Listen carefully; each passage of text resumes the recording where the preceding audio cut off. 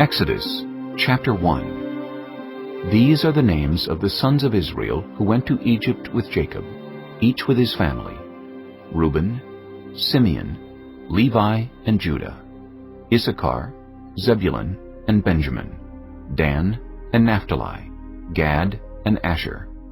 The descendants of Jacob numbered 70 in all. Joseph was already in Egypt. Now Joseph and all his brothers and all that generation died, but the Israelites were exceedingly fruitful. They multiplied greatly, increased in numbers, and became so numerous that the land was filled with them. Then a new king, to whom Joseph meant nothing, came to power in Egypt. "Look," he said to his people, "the Israelites have become far too numerous for us. Come, we must deal shrewdly with them, or they will become even more numerous. And if war breaks out, we'll join our enemies, fight against us, and leave the country." So they put slave masters over them to oppress them with forced labor, and they built Pithom and Ramesses as store cities for Pharaoh. But the more they were oppressed, the more they multiplied and spread. So the Egyptians came to dread the Israelites and worked them ruthlessly. They made their lives bitter with harsh labor, in brick and mortar, and with all kinds of work in the fields. In all their harsh labor the Egyptians worked them ruthlessly. The king of Egypt said to the Hebrew midwives, whose names were Shiphrah and Puah, "When you are helping the Hebrew women during childbirth on the delivery stool, if you see that the baby is a boy, kill him. But if it is a girl, let her live." The midwives, however, feared God and did not do what the king of Egypt had told them to do. They let the boys live. Then the king of Egypt summoned the midwives and asked them, "Why have you done this? Why have you let the boys live?" The midwives answered Pharaoh, "Hebrew women are not like Egyptian women. They are vigorous and give birth before the midwives arrive." So God was kind to the midwives, and the people increased and became even more numerous. And because the midwives feared God, he gave them families of their own. Then Pharaoh gave this order to all his people: "Every Hebrew boy that is born you must throw into the Nile, but let every girl live." Chapter 2. Now a man of the tribe of Levi married a Levite woman, and she became pregnant and gave birth to a son. When she saw that he was a fine child, she hid him for 3 months. But when she could hide him no longer, she got a papyrus basket for him and coated it with tar and pitch.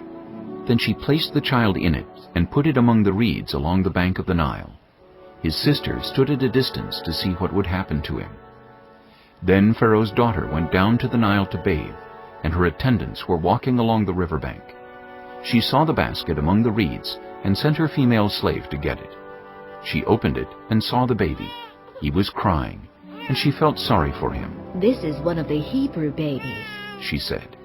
Then his sister asked Pharaoh's daughter, "Shall I go and get one of the Hebrew women to nurse the baby for you?" "Yes, go," she answered. So the girl went and got the baby's mother.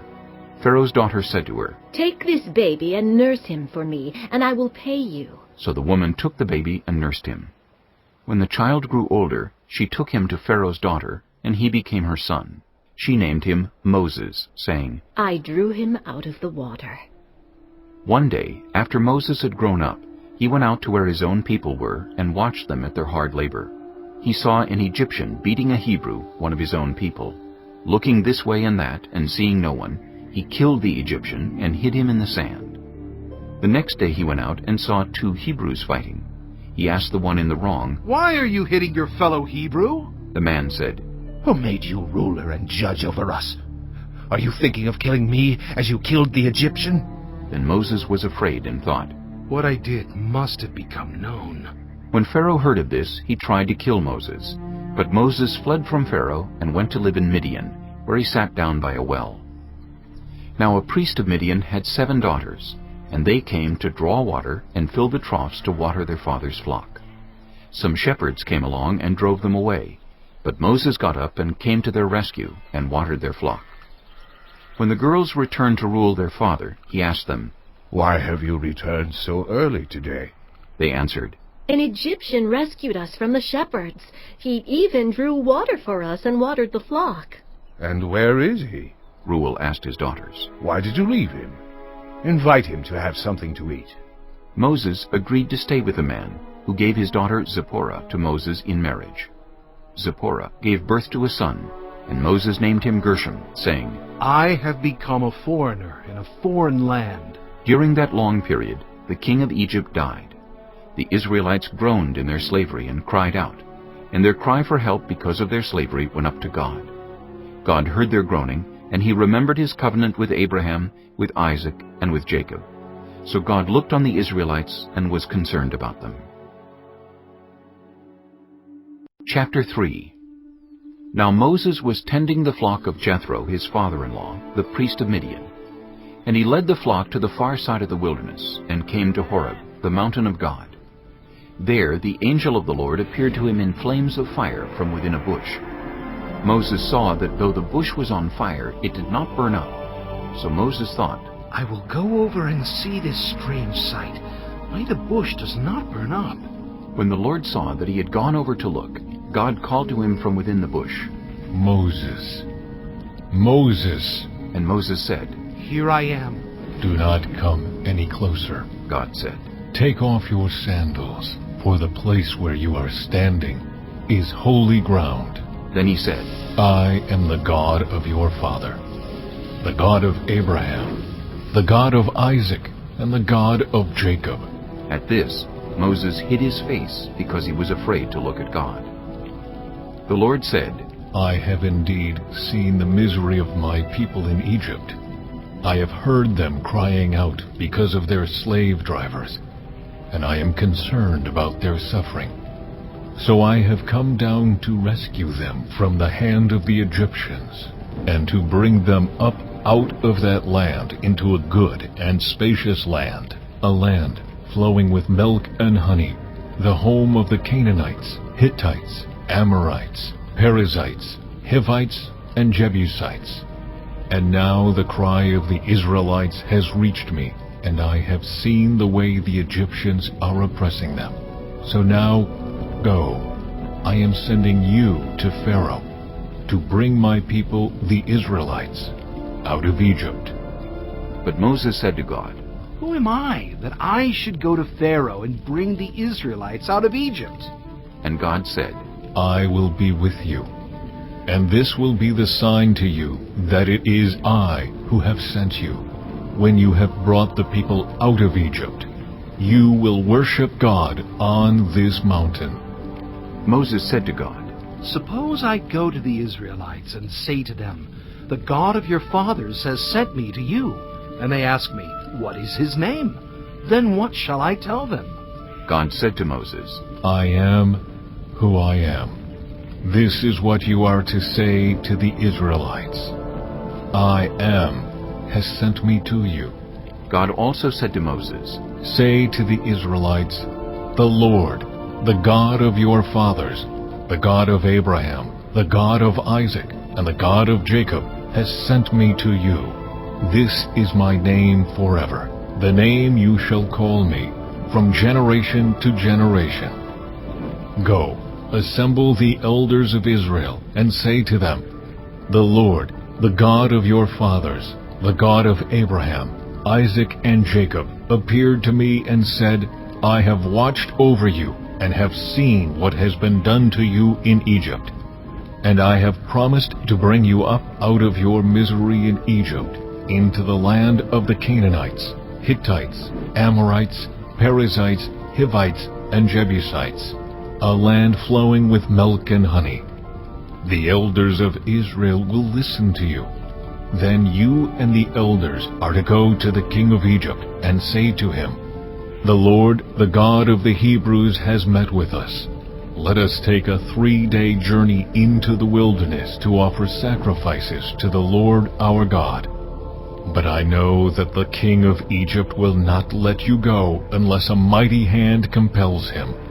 So I will stretch out my hand and strike the Egyptians with all the wonders that I will perform among them. After that, he will let you go. And I will make the Egyptians favorably disposed toward this people, so that when you leave, you will not go empty-handed. Every woman is to ask her neighbor and any woman living in her house for articles of silver and gold, and for clothing, which you will put on your sons and daughters, and so you will plunder the Egyptians. Chapter 4. Moses answered, What if they do not believe me or listen to me and say, "The Lord did not appear to you"? Then the Lord said to him, What is that in your hand? A staff. He replied.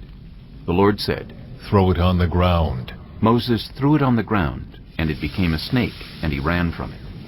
Then the Lord said to him, Reach out your hand and take it by the tail. So Moses reached out and took hold of the snake, and it turned back into a staff in his hand. This, Said the Lord, is so that they may believe that the Lord, the God of their fathers, the God of Abraham, the God of Isaac, and the God of Jacob, has appeared to you. Then the Lord said, Put your hand inside your cloak. So Moses put his hand into his cloak, and when he took it out, the skin was leprous. It had become as white as snow.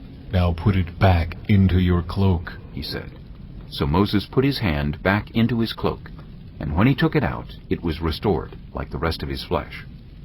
Then the Lord said, If they do not believe you, or pay attention to the first sign, they may believe the second. But if they do not believe these two signs, or listen to you, take some water from the Nile, and pour it on the dry ground. The water you take from the river will become blood on the ground. Moses said to the Lord, Pardon your servant, Lord. I have never been eloquent, neither in the past nor since you have spoken to your servant. I am slow of speech and tongue. The Lord said to him, Who gave human beings their mouths? Who makes them deaf or mute? Who gives them sight or makes them blind? Is it not I, the Lord? Now go. I will help you speak, and will teach you what to say. But Moses said, Pardon your servant, Lord. Please send someone else. Then the Lord's anger burned against Moses, and he said, What about your brother Aaron the Levite? I know he can speak well. He is already on his way to meet you, and he will be glad to see you. You shall speak to him, and put words in his mouth. I will help both of you speak, and will teach you what to do. He will speak to the people for you, and it will be as if he were your mouth, and as if you were God to him. But take this staff in your hand, so you can perform the signs with it. Then Moses went back to Jethro his father-in-law, and said to him, Let me return to my own people in Egypt to see if any of them are still alive. Jethro said, Go, and I wish you well. Now the Lord had said to Moses in Midian, Go back to Egypt, for all those who wanted to kill you are dead. So Moses took his wife and sons, put them on a donkey, and started back to Egypt. And he took the staff of God in his hand. The Lord said to Moses, When you return to Egypt, see that you perform before Pharaoh all the wonders I have given you the power to do. But I will harden his heart, so that he will not let the people go.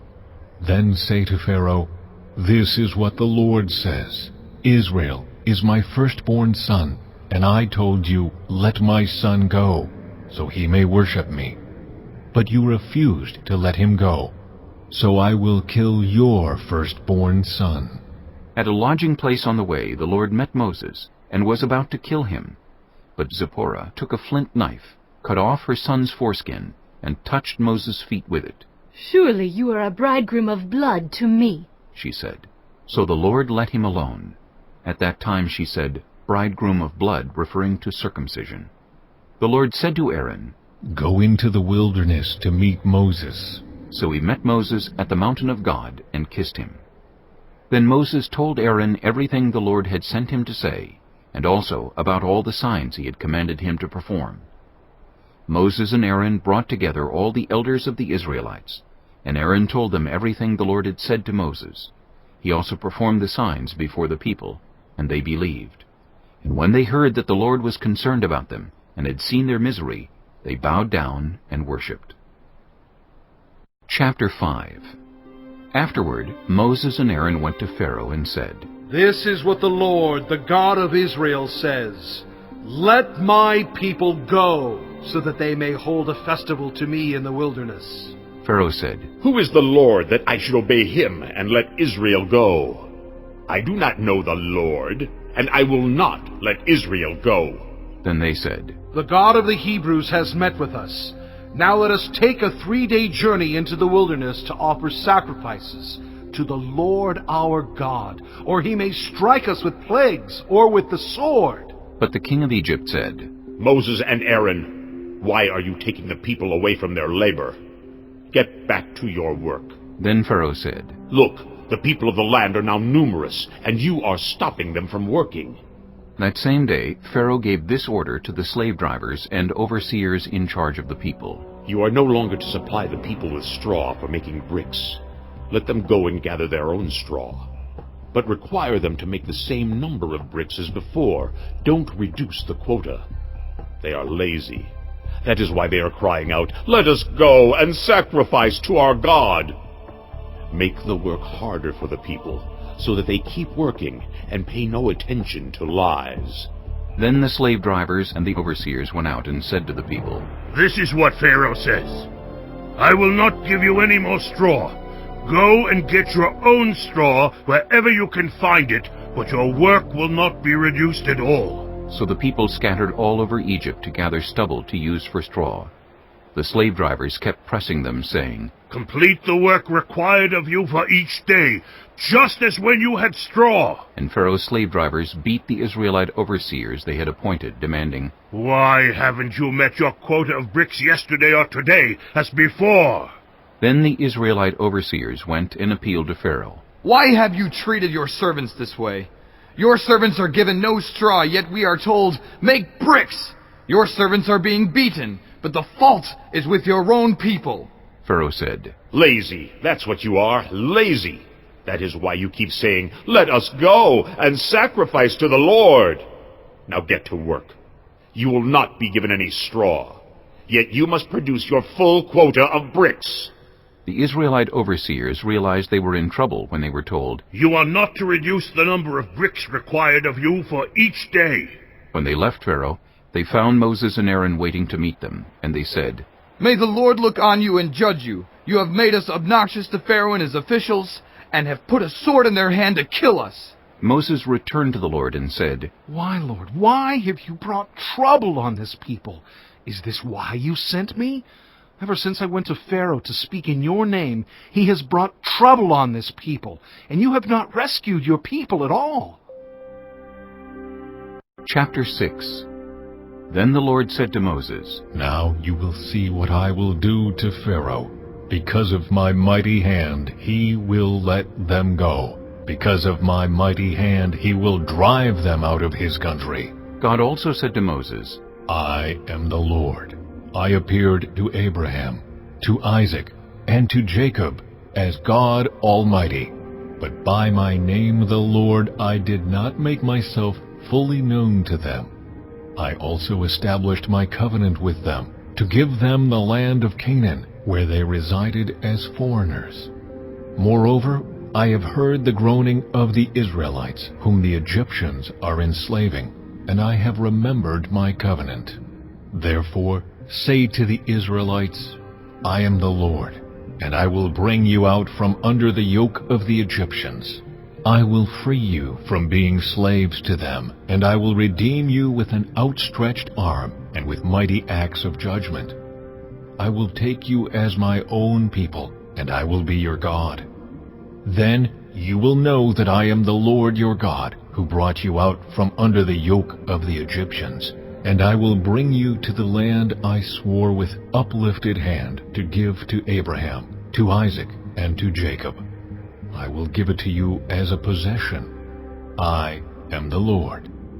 Moses reported this to the Israelites, but they did not listen to him because of their discouragement and harsh labor. Then the Lord said to Moses, Go tell Pharaoh, king of Egypt, to let the Israelites go out of his country.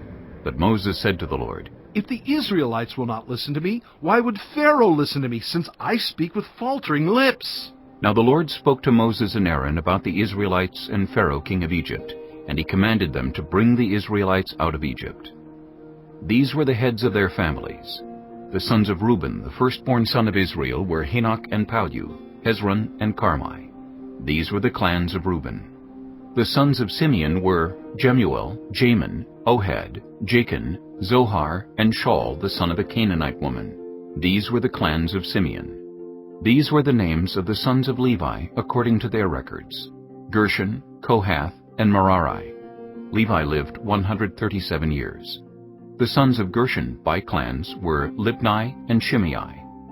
The sons of Kohath were Amram, Izhar, Hebron, and Uzziel. Kohath lived 133 years. The sons of Merari were Malai and Mushi. These were the clans of Levi according to their records. Amram married his father's sister Jochebed, who bore him Aaron and Moses. Amram lived 137 years. The sons of Izhar were Korah, Nepheg, and Zichri. The sons of Uzziel were Mishael, Elzaphan, and Sithri.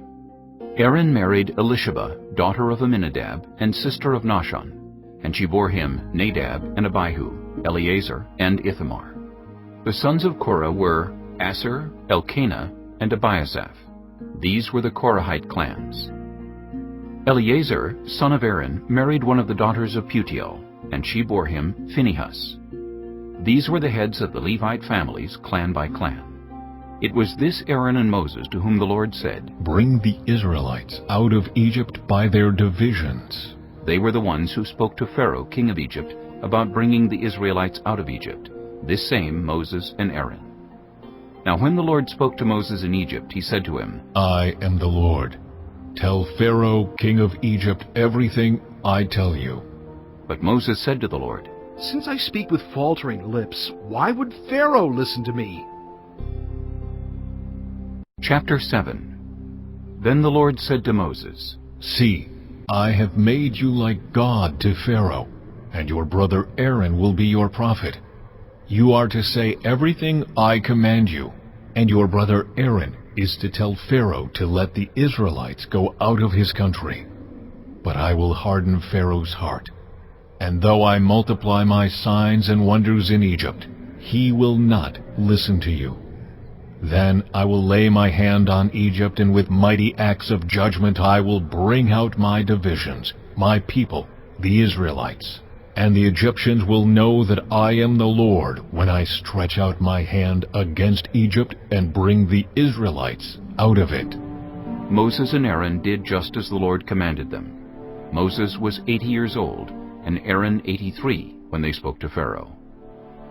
The Lord said to Moses and Aaron, "When Pharaoh says to you, 'Perform a miracle,' then say to Aaron, 'Take your staff and throw it down before Pharaoh, and it will become a snake.'" So Moses and Aaron went to Pharaoh and did just as the Lord commanded. Aaron threw his staff down in front of Pharaoh and his officials, and it became a snake.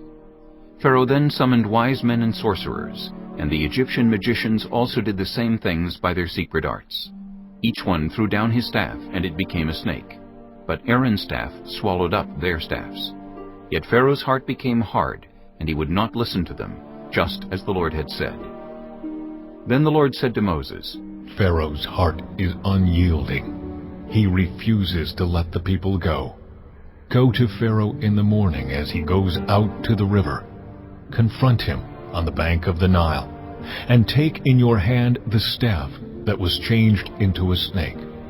Then say to him, 'The Lord, the God of the Hebrews, has sent me to say to you, let my people go, so that they may worship me in the wilderness. But until now you have not listened.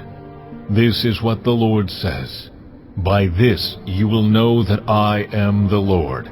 With the staff that is in my hand, I will strike the water of the Nile, and it will be changed into blood. The fish in the Nile will die, and the river will stink. The Egyptians will not be able to drink its water."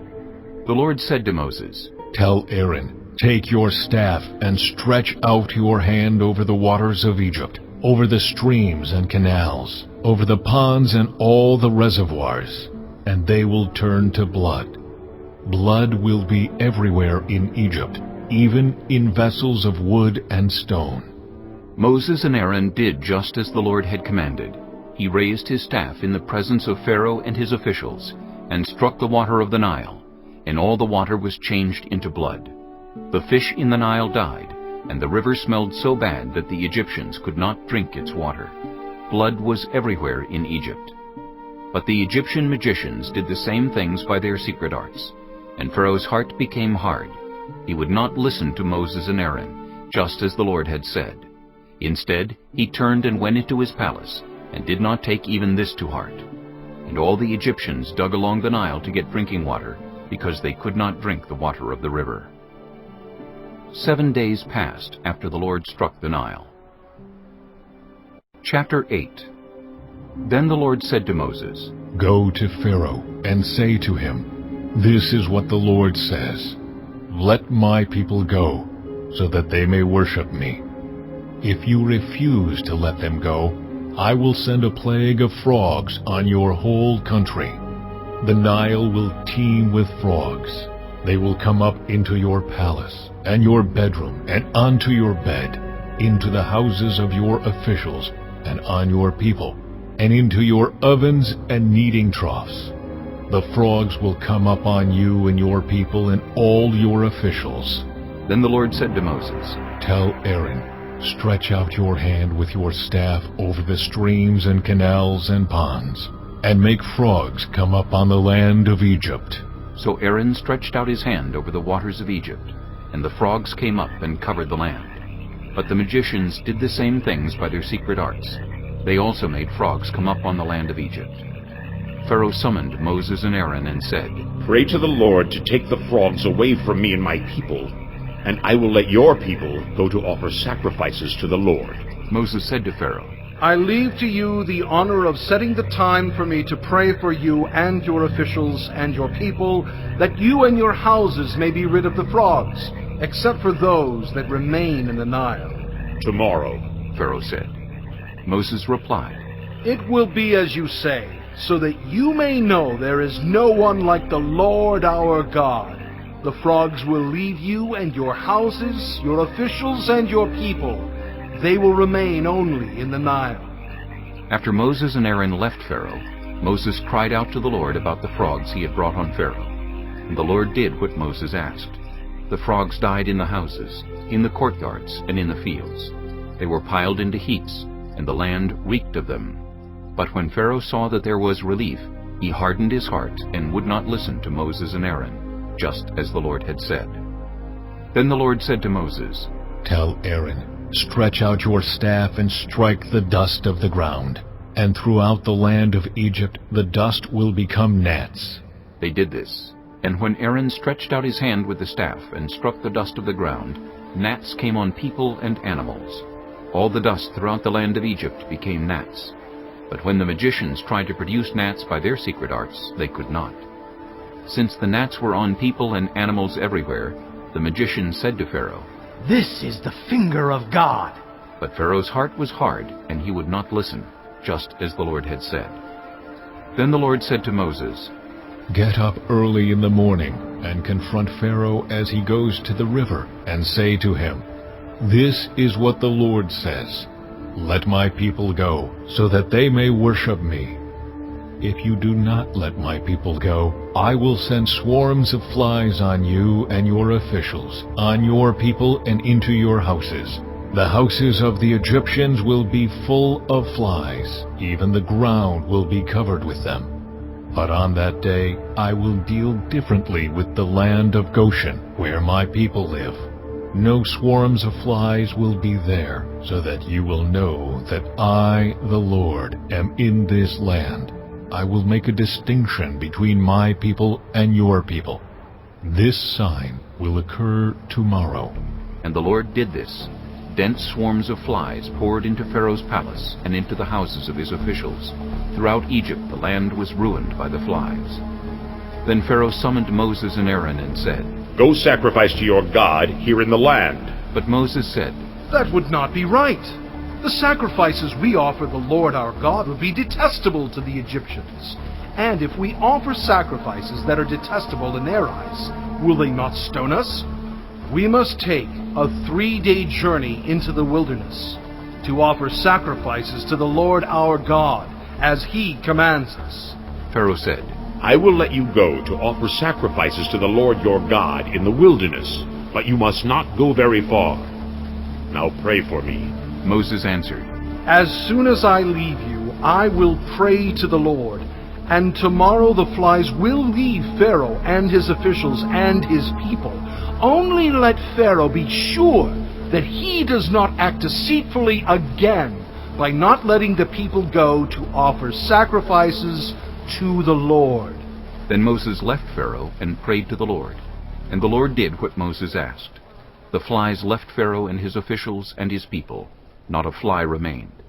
But this time also Pharaoh hardened his heart and would not let the people go. Chapter 9. Then the Lord said to Moses, "Go to Pharaoh and say to him, 'This is what the Lord, the God of the Hebrews, says. Let my people go, so that they may worship me. If you refuse to let them go and continue to hold them back, the hand of the Lord will bring a terrible plague on your livestock in the field, on your horses, donkeys, and camels, and on your cattle, sheep, and goats. But the Lord will make a distinction between the livestock of Israel and that of Egypt, so that no animal belonging to the Israelites will die.'" The Lord set a time and said, "Tomorrow the Lord will do this in the land." And the next day the Lord did it. All the livestock of the Egyptians died, but not one animal belonging to the Israelites died. Pharaoh investigated and found that not even one of the animals of the Israelites had died. Yet his heart was unyielding, and he would not let the people go. Then the Lord said to Moses and Aaron, "Take handfuls of soot from a furnace, and have Moses toss it into the air in the presence of Pharaoh. It will become fine dust over the whole land of Egypt, and festering boils will break out on people and animals throughout the land." So they took soot from a furnace and stood before Pharaoh. Moses tossed it into the air, and festering boils broke out on people and animals. The magicians could not stand before Moses because of the boils that were on them and on all the Egyptians. But the Lord hardened Pharaoh's heart, and he would not listen to Moses and Aaron, just as the Lord had said to Moses.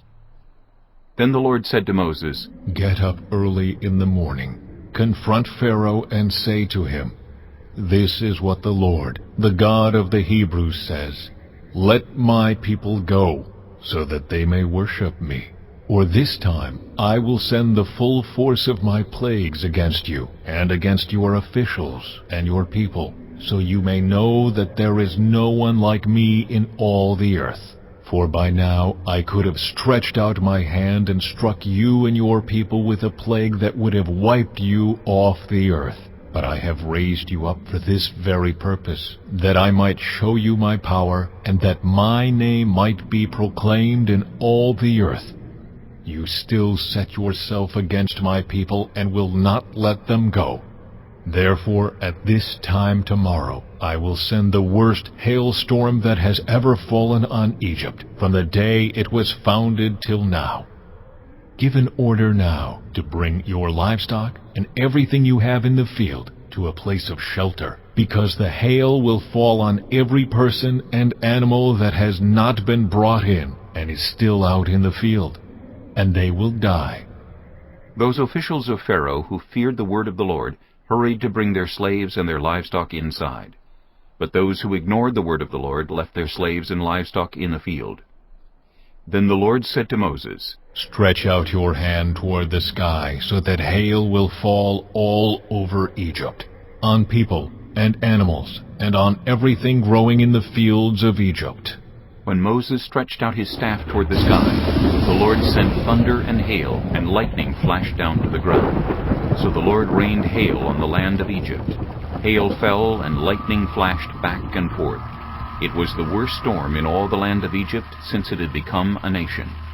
Throughout Egypt, hail struck everything in the fields, both people and animals. It beat down everything growing in the fields, and stripped every tree. The only place it did not hail was the land of Goshen, where the Israelites were. Then Pharaoh summoned Moses and Aaron. "This time I have sinned. he said to them, "The Lord is in the right, and I and my people are in the wrong. Pray to the Lord, for we have had enough thunder and hail. I will let you go. You don't have to stay any longer." Moses replied, When I have gone out of the city, I will spread out my hands in prayer to the Lord. The thunder will stop, and there will be no more hail, so you may know that the earth is the Lord's. But I know that you and your officials still do not fear the Lord God. The flax and barley were destroyed, since the barley had headed and the flax was in bloom. The wheat and spelt, however, were not destroyed, because they ripen later. Then Moses left Pharaoh and went out of the city. He spread out his hands toward the Lord. The thunder and hail stopped, and the rain no longer poured down on the land.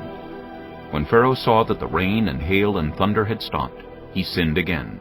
He and his officials hardened their hearts. So Pharaoh's heart was hard, and he would not let the Israelites go, just as the Lord had said through Moses. Chapter 10. Then the Lord said to Moses, Go to Pharaoh, for I have hardened his heart, and the hearts of his officials, so that I may perform these signs of mine among them, that you may tell your children and grandchildren how I dealt harshly with the Egyptians, and how I performed my signs among them, and that you may know that I am the Lord. So Moses and Aaron went to Pharaoh and said to him, This is what the Lord, the God of the Hebrews, says. How long will you refuse to humble yourself before me? Let my people go, so that they may worship me. If you refuse to let them go, I will bring locusts into your country tomorrow. They will cover the face of the ground so that it cannot be seen. They will devour what little you have left after the hail, including every tree that is growing in your fields.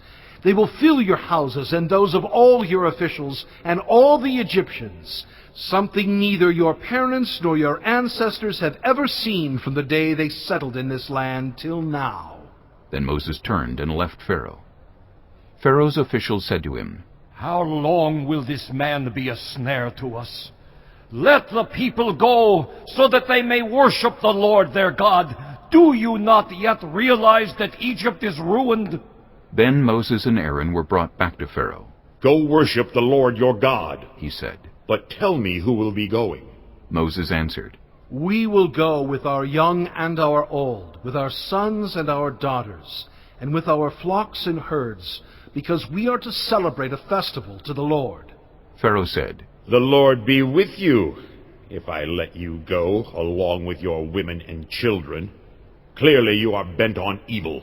No, have only the men go and worship the Lord, since that's what you have been asking for." Then Moses and Aaron were driven out of Pharaoh's presence. And the Lord said to Moses, Stretch out your hand over Egypt, so that locusts swarm over the land and devour everything growing in the fields, everything left by the hail. So Moses stretched out his staff over Egypt, and the Lord made an east wind blow across the land all that day and all that night. By morning the wind had brought the locusts. They invaded all Egypt and settled down in every area of the country in great numbers. Never before had there been such a plague of locusts, nor will there ever be again. They covered all the ground until it was black. They devoured all that was left after the hail, everything growing in the fields and the fruit on the trees. Nothing green remained on tree or plant in all the land of Egypt. Pharaoh quickly summoned Moses and Aaron and said, "I have sinned against the Lord your God, and against you. Now forgive my sin once more, and pray to the Lord your God to take this deadly plague away from me." Moses then left Pharaoh and prayed to the Lord. And the Lord changed the wind to a very strong west wind, which caught up the locusts and carried them into the Red Sea. Not a locust was left anywhere in Egypt. But the Lord hardened Pharaoh's heart, and he would not let the Israelites go. Then the Lord said to Moses, Stretch out your hand toward the sky, so that darkness spreads over Egypt, darkness that can be felt. So Moses stretched out his hand toward the sky, and total darkness covered all Egypt for 3 days. No one could see anyone else or move about for 3 days. Yet all the Israelites had light in the places where they lived. Then Pharaoh summoned Moses and said, "Go, worship the Lord. Even your women and children may go with you. Only leave your flocks and herds behind." But Moses said, You must allow us to have sacrifices and burnt offerings to present to the Lord our God. Our livestock too must go with us. Not a hoof is to be left behind. We have to use some of them in worshiping the Lord our God, and until we get there, we will not know what we are to use to worship the Lord. But the Lord hardened Pharaoh's heart, and he was not willing to let them go. Pharaoh said to Moses, "Get out of my sight! Make sure you do not appear before me again! The day you see my face, you will die." Just as you say, Moses replied. I will never appear before you again. Chapter 11. Now the Lord had said to Moses, I will bring one more plague on Pharaoh and on Egypt. After that, he will let you go from here, and when he does, he will drive you out completely. Tell the people that men and women alike are to ask their neighbors for articles of silver and gold. The Lord made the Egyptians favorably disposed toward the people, and Moses himself was highly regarded in Egypt by Pharaoh's officials and by the people. So Moses said, This is what the Lord says. About midnight I will go throughout Egypt. Every firstborn son in Egypt will die. From the firstborn son of Pharaoh who sits on the throne, to the firstborn son of the female slave who was at her handmill, and all the firstborn of the cattle as well. There will be loud wailing throughout Egypt, worse than there has ever been or ever will be again. But among the Israelites, not a dog will bark at any person or animal. Then you will know that the Lord makes a distinction between Egypt and Israel. All these officials of yours will come to me, bowing down before me and saying, Go, you and all the people who follow you. After that, I will leave. Then Moses, hot with anger, left Pharaoh. The Lord had said to Moses, Pharaoh will refuse to listen to you, so that my wonders may be multiplied in Egypt. Moses and Aaron performed all these wonders before Pharaoh, but the Lord hardened Pharaoh's heart, and he would not let the Israelites go out of his country. Chapter 12.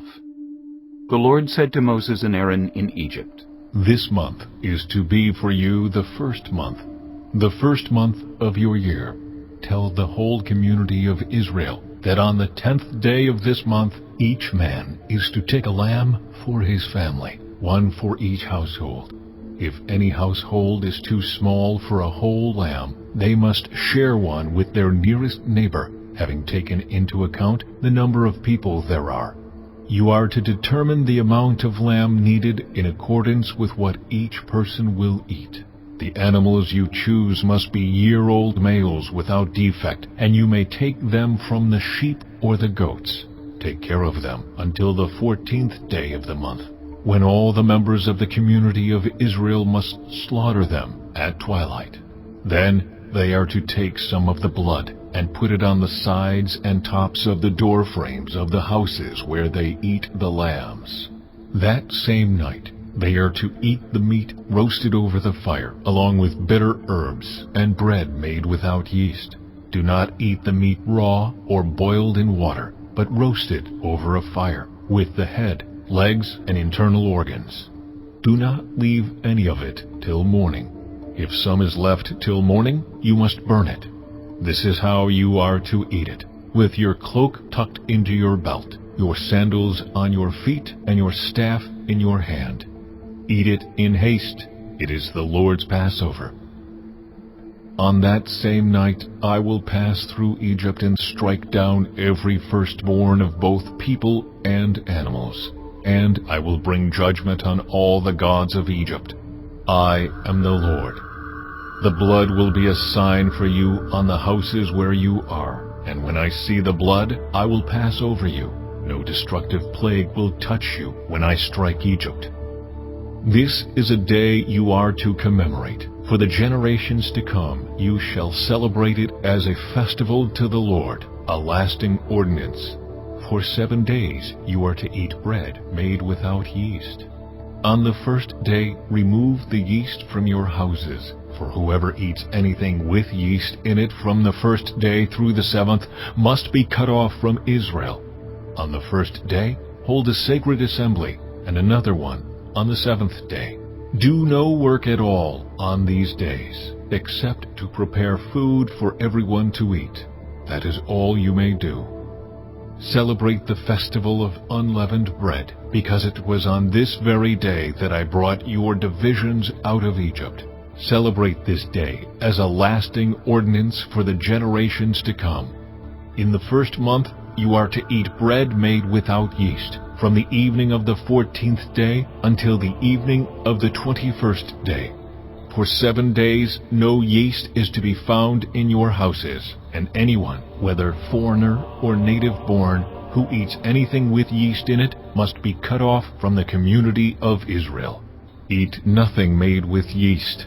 Wherever you live, you must eat unleavened bread. Then Moses summoned all the elders of Israel and said to them, Go at once and select the animals for your families and slaughter the Passover lamb. Take a bunch of hyssop, dip it into the blood in the basin, and put some of the blood on the top and on both sides of the doorframe. None of you shall go out of the door of your house until morning. When the Lord goes through the land to strike down the Egyptians, he will see the blood on the top and sides of the doorframe and will pass over that doorway, and he will not permit the destroyer to enter your houses and strike you down. Obey these instructions as a lasting ordinance for you and your descendants. When you enter the land that the Lord will give you as he promised, observe this ceremony. And when your children ask you, What does this ceremony mean to you? Then tell them, It is the Passover sacrifice to the Lord, who passed over the houses of the Israelites in Egypt and spared our homes when he struck down the Egyptians. Then the people bowed down and worshipped. The Israelites did just what the Lord commanded Moses and Aaron. At midnight, the Lord struck down all the firstborn in Egypt, from the firstborn of Pharaoh who sat on the throne to the firstborn of the prisoner who was in the dungeon, and the firstborn of all the livestock as well. Pharaoh and all his officials and all the Egyptians got up during the night, and there was loud wailing in Egypt, for there was not a house without someone dead. During the night, Pharaoh summoned Moses and Aaron and said, Up! Leave my people, you and the Israelites. Go! Worship the Lord as you have requested. Take your flocks and herds as you have said, and go! And also bless me. The Egyptians urged the people to hurry and leave the country. For otherwise, they said, we will all die. So the people took their dough before the yeast was added, and carried it on their shoulders in kneading troughs wrapped in clothing. The Israelites did as Moses instructed, and asked the Egyptians for articles of silver and gold, and for clothing. The Lord had made the Egyptians favorably disposed toward the people, and they gave them what they asked for, so they plundered the Egyptians. The Israelites journeyed from Ramesses to Succoth. There were about 600,000 men on foot, besides women and children. Many other people went up with them, and also large droves of livestock, both flocks and herds. With the dough the Israelites had brought from Egypt, they baked loaves of unleavened bread. The dough was without yeast, because they had been driven out of Egypt and did not have time to prepare food for themselves. Now the length of time the Israelite people lived in Egypt was 430 years. At the end of the 430 years, to the very day, all the Lord's divisions left Egypt, because the Lord kept vigil that night to bring them out of Egypt. On this night, all the Israelites are to keep vigil to honor the Lord for the generations to come. The Lord said to Moses and Aaron, These are the regulations for the Passover meal. No foreigner may eat it. Any slave you have bought may eat it after you have circumcised him. But a temporary resident or a hired worker may not eat it. It must be eaten inside the house. Take none of the meat outside the house. Do not break any of the bones. The whole community of Israel must celebrate it. A foreigner residing among you who wants to celebrate the Lord's Passover must have all the males in his household circumcised. Then he may take part like one born in the land. No uncircumcised male may eat it. The same law applies both to the native-born and to the foreigner residing among you. All the Israelites did just what the Lord had commanded Moses and Aaron. And on that very day the Lord brought the Israelites out of Egypt by their divisions. Chapter 13. The Lord said to Moses, Consecrate to me every firstborn male. The first offspring of every womb among the Israelites belongs to me, whether human or animal. Then Moses said to the people, Commemorate this day, the day you came out of Egypt, out of the land of slavery, because the Lord brought you out of it with a mighty hand. Eat nothing containing yeast. Today, in the month of Aviv, you are leaving. When the Lord brings you into the land of the Canaanites, Hittites, Amorites, Hivites, and Jebusites, the land he swore to your ancestors to give you, a land flowing with milk and honey, you are to observe this ceremony in this month. For 7 days eat bread made without yeast, and on the 7th day hold a festival to the Lord. Eat unleavened bread during those 7 days. Nothing with yeast in it is to be seen among you, nor shall any yeast be seen anywhere within your borders. On that day tell your son, I do this because of what the Lord did for me when I came out of Egypt. This observance will be for you like a sign on your hand and a reminder on your forehead that this law of the Lord is to be on your lips. For the Lord brought you out of Egypt with his mighty hand. You must keep this ordinance at the appointed time, year after year. After the Lord brings you into the land of the Canaanites and gives it to you, as he promised on oath to you and your ancestors, you are to give over to the Lord the first offspring of every womb. All the firstborn males of your livestock belong to the Lord. Redeem with a lamb every firstborn donkey. But if you do not redeem it, break its neck. Redeem every firstborn among your sons. In days to come, when your son asks you, What does this mean? Say to him, With a mighty hand the Lord brought us out of Egypt, out of the land of slavery. When Pharaoh stubbornly refused to let us go, the Lord killed the firstborn of both people and animals in Egypt. This is why I sacrifice to the Lord the first male offspring of every womb, and redeem each of my firstborn sons. And it will be like a sign on your hand and a symbol on your forehead that the Lord brought us out of Egypt with his mighty hand. When Pharaoh let the people go, God did not lead them on the road through the Philistine country, though that was shorter. For God said, If they face war, they might change their minds and return to Egypt. So God led the people around by the desert road toward the Red Sea. The Israelites went up out of Egypt ready for battle. Moses took the bones of Joseph with him, because Joseph had made the Israelites swear an oath. He had said, God will surely come to your aid, and then you must carry my bones up with you from this place. After leaving Succoth, they camped at Etham on the edge of the desert. By day the Lord went ahead of them in a pillar of cloud to guide them on their way, and by night in a pillar of fire to give them light, so that they could travel by day or night. Neither the pillar of cloud by day nor the pillar of fire by night left its place in front of the people. Chapter 14. Then the Lord said to Moses, Tell the Israelites to turn back and encamp near Pi-hahiroth, between Migdol and the sea. They are to encamp by the sea, directly opposite Baal-Zephon. Pharaoh will think the Israelites are wandering around the land in confusion, hemmed in by the desert, and I will harden Pharaoh's heart, and he will pursue them. But I will gain glory for myself through Pharaoh and all his army, and the Egyptians will know that I am the Lord. So the Israelites did this. When the king of Egypt was told that the people had fled, Pharaoh and his officials changed their minds about them, and said, What have we done? We have let the Israelites go, and have lost their services. So he had his chariot made ready, and took his army with him. He took 600 of the best chariots, along with all the other chariots of Egypt, with officers over all of them. The Lord hardened the heart of Pharaoh, king of Egypt, so that he pursued the Israelites, who were marching out boldly. The Egyptians, all Pharaoh's horses and chariots, horsemen and troops, pursued the Israelites and overtook them as they camped by the sea near Pi-Hahiroth, opposite Baal-Zephon. As Pharaoh approached, the Israelites looked up, and there were the Egyptians marching after them. They were terrified and cried out to the Lord. They said to Moses, "Was it because there were no graves in Egypt that you brought us to the desert to die? What have you done to us by bringing us out of Egypt? Didn't we say to you in Egypt, 'Leave us alone, let us serve the Egyptians'?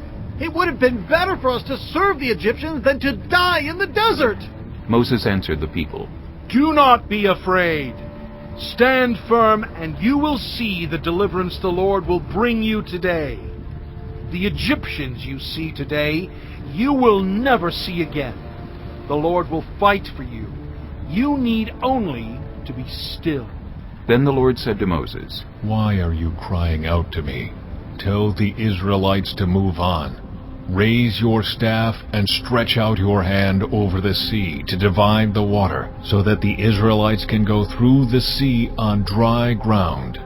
I will harden the hearts of the Egyptians, so that they will go in after them, and I will gain glory through Pharaoh and all his army, through his chariots and his horsemen. The Egyptians will know that I am the Lord, when I gain glory through Pharaoh, his chariots, and his horsemen.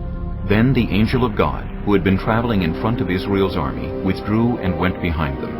The pillar of cloud also moved from in front and stood behind them, coming between the armies of Egypt and Israel.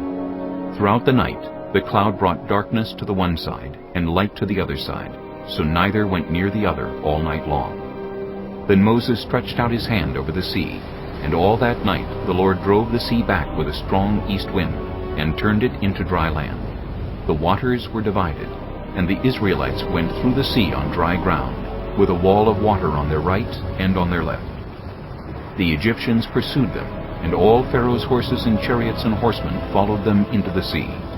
During the last watch of the night, the Lord looked down from the pillar of fire and cloud at the Egyptian army, and threw it into confusion.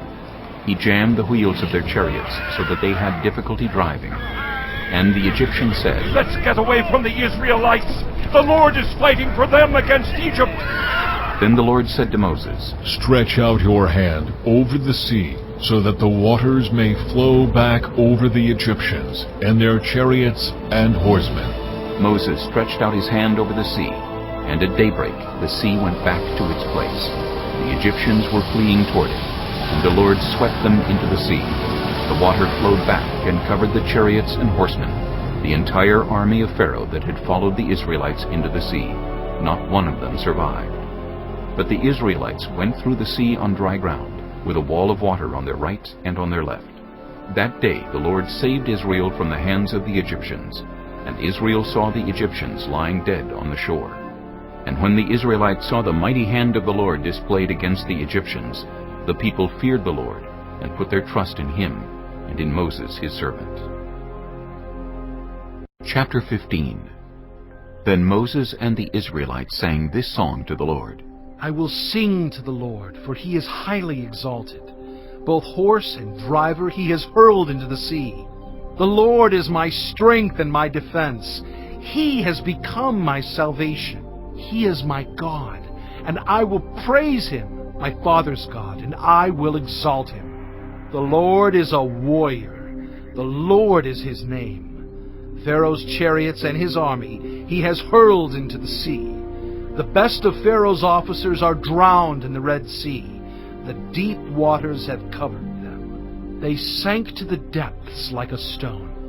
Your right hand, Lord, was majestic in power. Your right hand, Lord, shattered the enemy. In the greatness of your majesty, you threw down those who opposed you. You unleashed your burning anger. It consumed them like stubble. By the blast of your nostrils, the waters piled up. The surging waters stood up like a wall. The deep waters congealed in the heart of the sea. The enemy boasted, I will pursue, I will overtake them, I will divide the spoils, I will gorge myself on them. I will draw my sword, and my hand will destroy them. But you blew with your breath, and the sea covered them. They sank like lead in the mighty waters. Who among the gods is like you, Lord? Who is like you? Majestic in holiness, awesome in glory, working wonders. You stretch out your right hand, and the earth swallows your enemies. In your unfailing love you will lead the people you have redeemed. In your strength you will guide them to your holy dwelling. The nations will hear and tremble. Anguish will grip the people of Philistia. The chiefs of Edom will be terrified. The leaders of Moab will be seized with trembling. The people of Canaan will melt away. Terror and dread will fall on them. By the power of your arm they will be as still as a stone until your people pass by, Lord, until the people you bought pass by. You will bring them in and plant them on the mountain of your inheritance, the place, Lord, you made for your dwelling, the sanctuary, Lord, your hands established. The Lord reigns forever and ever. When Pharaoh's horses, chariots, and horsemen went into the sea, the Lord brought the waters of the sea back over them. But the Israelites walked through the sea on dry ground. Then Miriam the prophet, Aaron's sister, took a timbrel in her hand, and all the women followed her with timbrels and dancing. Miriam sang to them, Sing to the Lord, for he is highly exalted. Both horse and driver he has hurled into the sea. Then Moses led Israel from the Red Sea, and they went into the desert of Shur. For 3 days they traveled in the desert without finding water. When they came to Marah, they could not drink its water because it was bitter. That is why the place is called Marah. So the people grumbled against Moses, saying, What are we to drink? Then Moses cried out to the Lord, and the Lord showed him a piece of wood. He threw it into the water, and the water became fit to drink. There the Lord issued a ruling and instruction for them, and put them to the test. He said, If you listen carefully to the Lord your God, and do what is right in his eyes, if you pay attention to his commands and keep all his decrees, I will not bring on you any of the diseases I brought on the Egyptians, for I am the Lord who heals you. Then they came to Elim, where there were 12 springs and 70 palm trees, and they camped there near the water. Chapter 16. The whole Israelite community set out from Elim and came to the desert of Sin, which is between Elim and Sinai, on the 15th day of the 2nd month after they had come out of Egypt. In the desert, the whole community grumbled against Moses and Aaron. The Israelites said to them, If only we had died by the Lord's hand in Egypt! There we sat around pots of meat and ate all the food we wanted. But you have brought us out into this desert to starve this entire assembly to death. Then the Lord said to Moses, I will rain down bread from heaven for you. The people are to go out each day and gather enough for that day. In this way I will test them and see whether they will follow my instructions. On the 6th day they are to prepare what they bring in, and that is to be twice as much as they gather on the other days.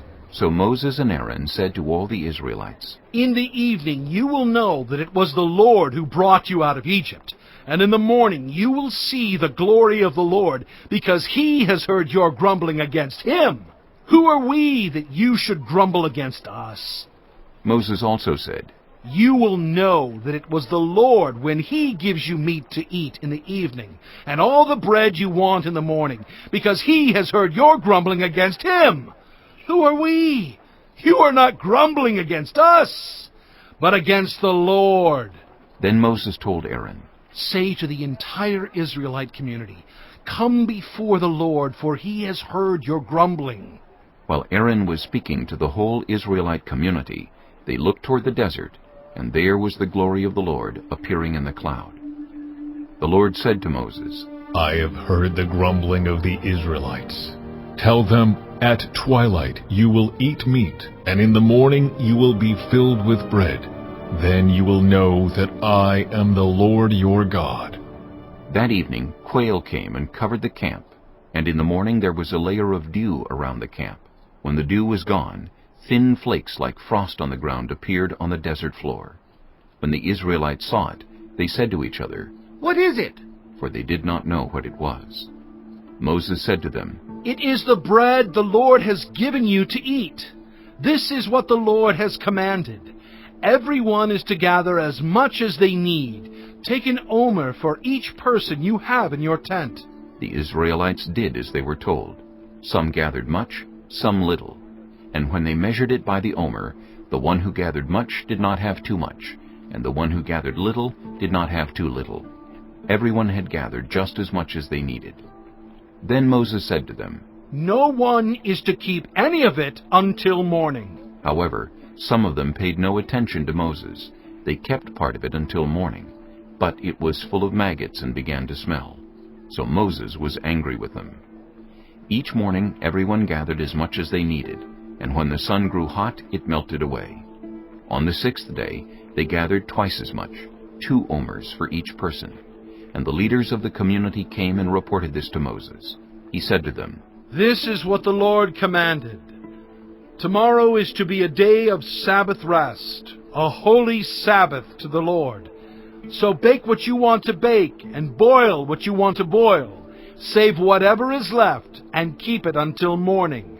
So they saved it until morning, as Moses commanded, and it did not stink or get maggots in it. "Eat it today," Moses said, "because today is a Sabbath to the Lord. You will not find any of it on the ground today. 6 days you are to gather it, but on the 7th day, the Sabbath, there will not be any." Nevertheless, some of the people went out on the 7th day to gather it, but they found none. Then the Lord said to Moses, How long will you refuse to keep my commands and my instructions? Bear in mind that the Lord has given you the Sabbath. That is why on the 6th day he gives you bread for 2 days. Everyone is to stay where they are on the 7th day. No one is to go out. So the people rested on the 7th day. The people of Israel called the bread manna. It was white like coriander seed and tasted like wafers made with honey. Moses said, "This is what the Lord has commanded. Take an omer of manna and keep it for the generations to come, so they can see the bread I gave you to eat in the wilderness when I brought you out of Egypt." So Moses said to Aaron, "Take a jar and put an omer of manna in it. Then place it before the Lord to be kept for the generations to come." As the Lord commanded Moses, Aaron put the manna with the tablets of the covenant law so that it might be preserved. The Israelites ate manna 40 years until they came to a land that was settled. They ate manna until they reached the border of Canaan. An omer is 1/10 of an ephah. Chapter 17. The whole Israelite community set out from the desert of Sin, traveling from place to place as the Lord commanded. They camped at Rephidim, but there was no water for the people to drink. So they quarreled with Moses and said, "Give us water to drink." Moses replied, "Why do you quarrel with me? Why do you put the Lord to the test?" But the people were thirsty for water there, and they grumbled against Moses.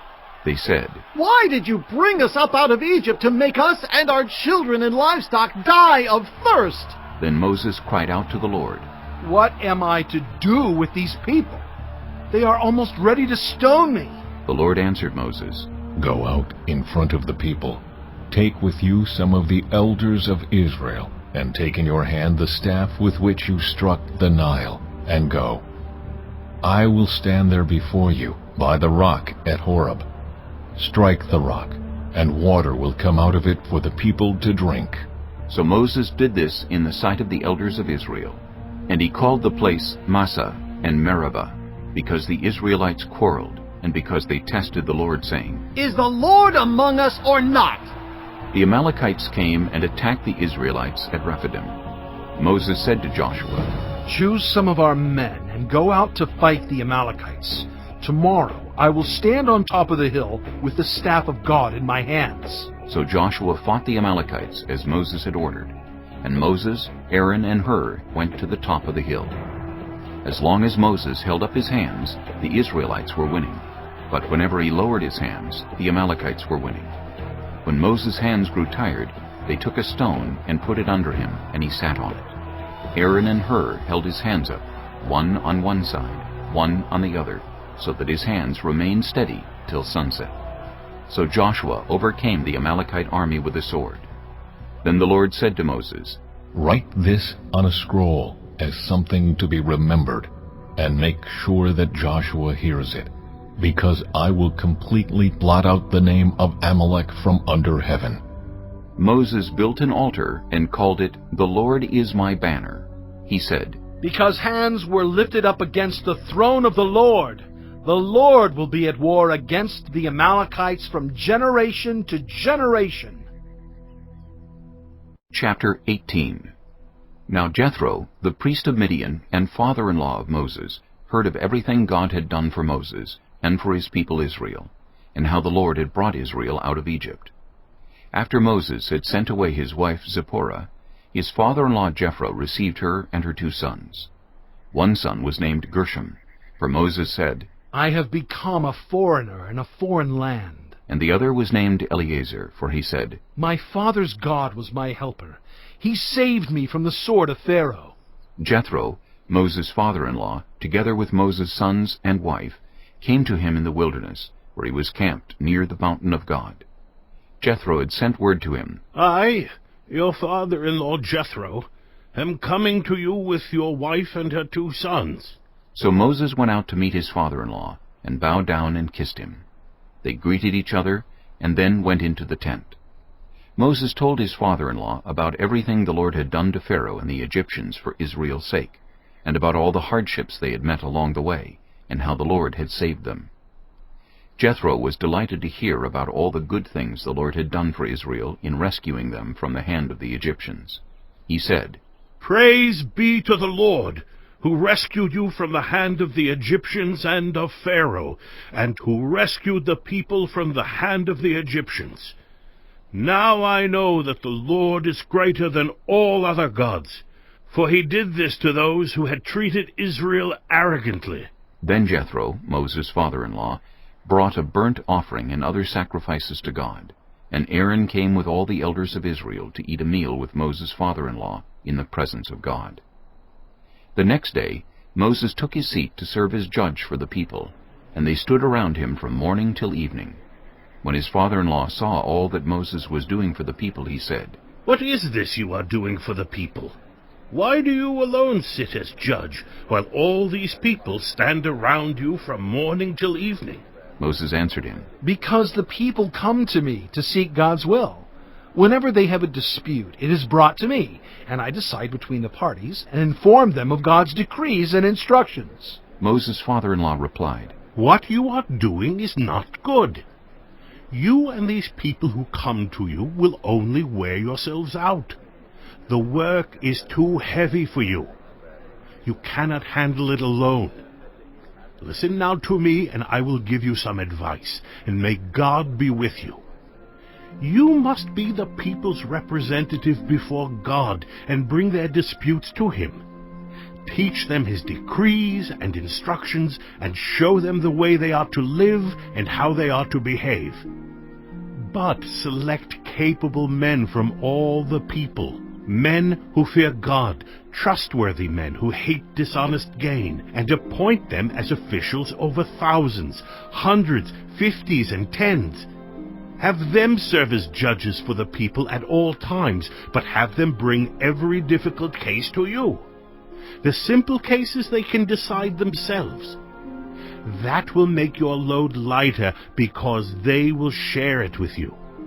If you do this, and God so commands, you will be able to stand the strain, and all these people will go home satisfied. Moses listened to his father-in-law and did everything he said. He chose capable men from all Israel and made them leaders of the people, officials over thousands, hundreds, 50s, and 10s. They served as judges for the people at all times. The difficult cases they brought to Moses, but the simple ones they decided themselves. Then Moses sent his father-in-law on his way, and Jethro returned to his own country. Chapter 19. On the first day of the 3rd month after the Israelites left Egypt, on that very day, they came to the desert of Sinai. After they set out from Rephidim, they entered the desert of Sinai, and Israel camped there in the desert in front of the mountain. Then Moses went up to God, and the Lord called to him from the mountain and said, This is what you are to say to the descendants of Jacob, and what you are to tell the people of Israel. You yourselves have seen what I did to Egypt, and how I carried you on eagle's wings and brought you to myself. Now if you obey me fully and keep my covenant, then out of all nations you will be my treasured possession. Although the whole earth is mine, you will be for me a kingdom of priests and a holy nation. These are the words you are to speak to the Israelites. So Moses went back and summoned the elders of the people, and set before them all the words the Lord had commanded him to speak.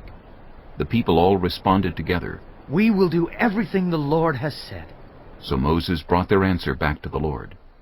The Lord said to Moses, I am going to come to you in a dense cloud, so that the people will hear me speaking with you, and will always put their trust in you. Then Moses told the Lord what the people had said. And the Lord said to Moses, Go to the people and consecrate them today and tomorrow. Have them wash their clothes and be ready by the third day, because on that day the Lord will come down on Mount Sinai in the sight of all the people. Put limits for the people around the mountain, and tell them, Be careful that you do not approach the mountain or touch the foot of it. Whoever touches the mountain is to be put to death. They are to be stoned or shot with arrows. Not a hand is to be laid on them. No person or animal shall be permitted to live. Only when the ram's horn sounds a long blast may they approach the mountain. After Moses had gone down the mountain to the people, he consecrated them, and they washed their clothes. Then he said to the people, Prepare yourselves for the third day. Abstain from sexual relations. On the morning of the third day there was thunder and lightning, with a thick cloud over the mountain, and a very loud trumpet blast. Everyone in the camp trembled. Then Moses led the people out of the camp to meet with God, and they stood at the foot of the mountain. Mount Sinai was covered with smoke, because the Lord descended on it in fire. The smoke billowed up from it like smoke from a furnace, and the whole mountain trembled violently.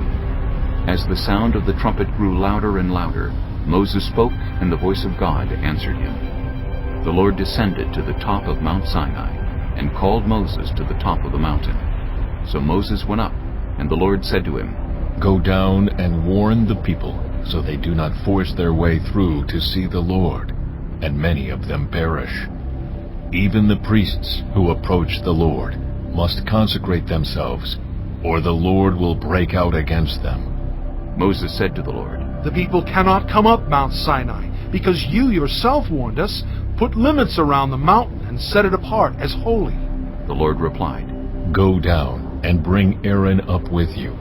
But the priests and the people must not force their way through to come up to the Lord, or he will break out against them. So Moses went down to the people and told them. Chapter 20. And God spoke all these words. I am the Lord your God, who brought you out of Egypt, out of the land of slavery. You shall have no other gods before me. You shall not make for yourself an image in the form of anything in heaven above, or on the earth beneath, or in the waters below. You shall not bow down to them, or worship them. For I, the Lord your God, am a jealous God, punishing the children for the sin of the parents to the third and fourth generation of those who hate me, but showing love to 1,000 generations of those who love me and keep my commandments. You shall not misuse the name of the Lord your God, for the Lord will not hold anyone guiltless who misuses his name. Remember the Sabbath day by keeping it holy. 6 days you shall labor and do all your work, but the seventh day is a Sabbath to the Lord your God. On it you shall not do any work, neither you nor your son or daughter, nor your male or female servant, nor your animals, nor any foreigner residing in your towns.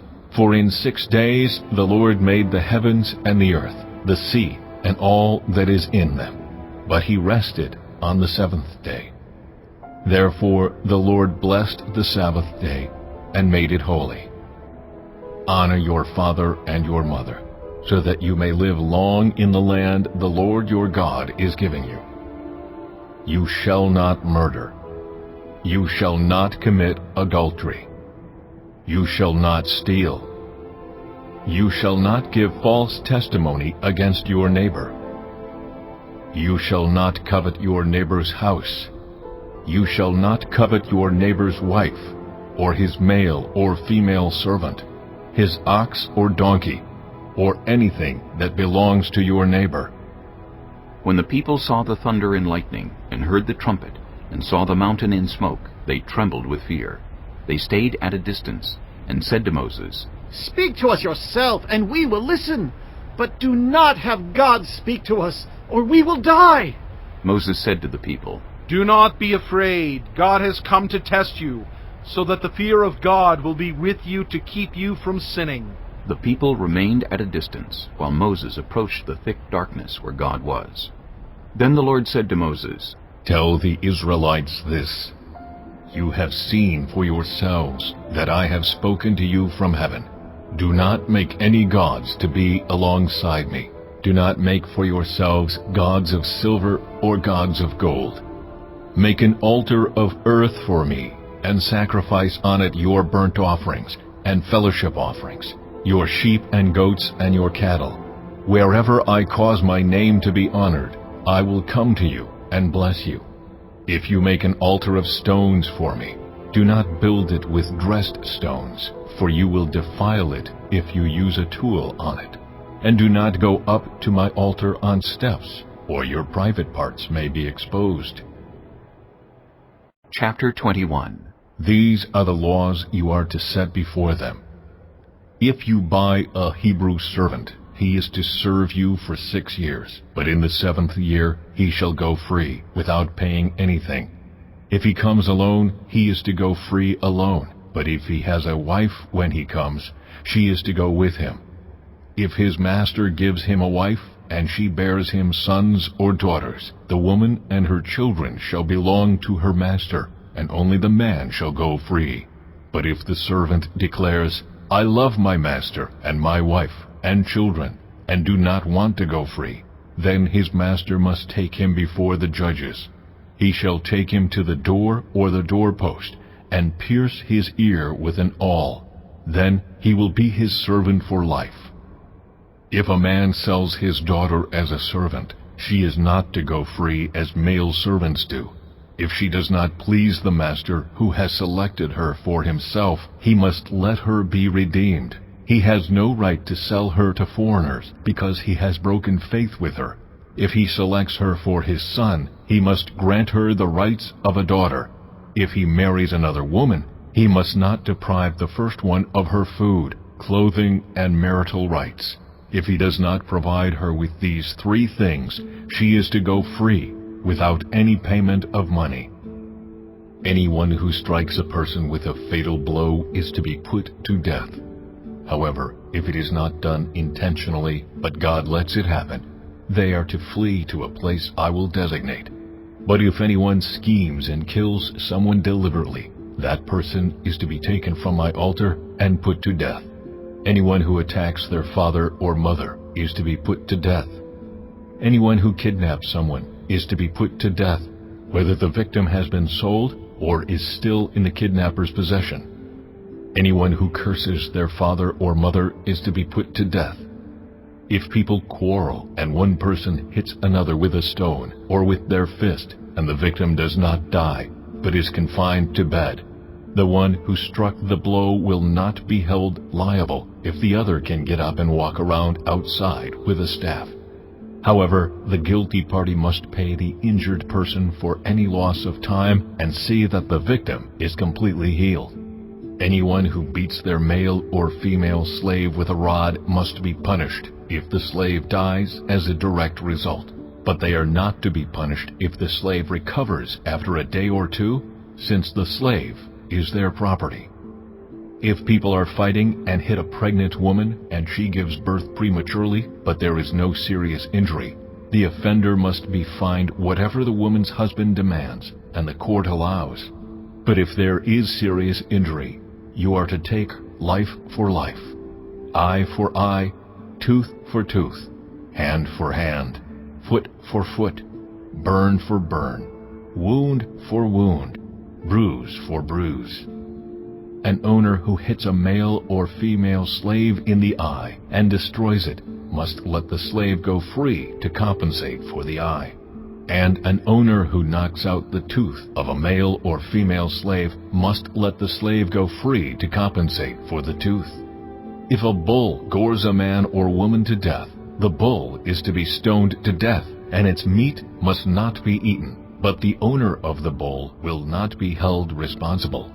If, however, the bull has had the habit of goring, and the owner has been warned but has not kept it penned up, and it kills a man or woman, the bull is to be stoned, and its owner also is to be put to death. However, if payment is demanded, the owner may redeem his life by the payment of whatever is demanded. This law also applies if the bull gores a son or daughter. If the bull gores a male or female slave, the owner must pay 30 shekels of silver to the master of the slave, and the bull is to be stoned to death. If anyone uncovers a pit or digs one and fails to cover it, and an ox or a donkey falls into it, the one who opened the pit must pay the owner for the loss and take the dead animal in exchange. If anyone's bull injures someone else's bull and it dies, the two parties are to sell the live one and divide both the money and the dead animal equally. However, if it was known that the bull had the habit of goring, yet the owner did not keep it penned up, the owner must pay, animal for animal, and take the dead animal in exchange. Chapter 22. Whoever steals an ox or a sheep and slaughters it or sells it must pay back 5 head of cattle for the ox and 4 sheep for the sheep. If a thief is caught breaking in at night and is struck a fatal blow, the defender is not guilty of bloodshed. But if it happens after sunrise, the defender is guilty of bloodshed. Anyone who steals must certainly make restitution, but if they have nothing, they must be sold to pay for their theft. If the stolen animal is found alive in their possession, whether ox or donkey or sheep, they must pay back double. If anyone grazes their livestock in a field or vineyard and lets them stray, and they graze in someone else's field, the offender must make restitution from the best of their own field or vineyard. If a fire breaks out and spreads into thorn bushes so that it burns shocks of grain or standing grain or the whole field, the one who started the fire must make restitution. If anyone gives a neighbor silver or goods for safekeeping and they are stolen from the neighbor's house, the thief, if caught, must pay back double. But if the thief is not found, the owner of the house must appear before the judges, and they must determine whether the owner of the house has laid hands on the other person's property. In all cases of illegal possession of an ox, a donkey, a sheep, a garment, or any other lost property about which somebody says, "This is mine," both parties are to bring their cases before the judges. The one whom the judges declare guilty must pay back double to the other. If anyone gives a donkey, an ox, a sheep, or any other animal to their neighbor for safekeeping, and it dies, or is injured, or is taken away while no one is looking, the issue between them will be settled by the taking of an oath before the Lord that the neighbor did not lay hands on the other person's property. The owner is to accept this, and no restitution is required.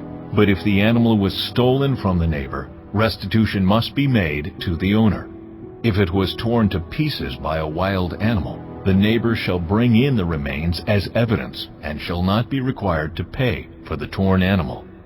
If anyone borrows an animal from their neighbor and it is injured or dies while the owner is not present, they must make restitution.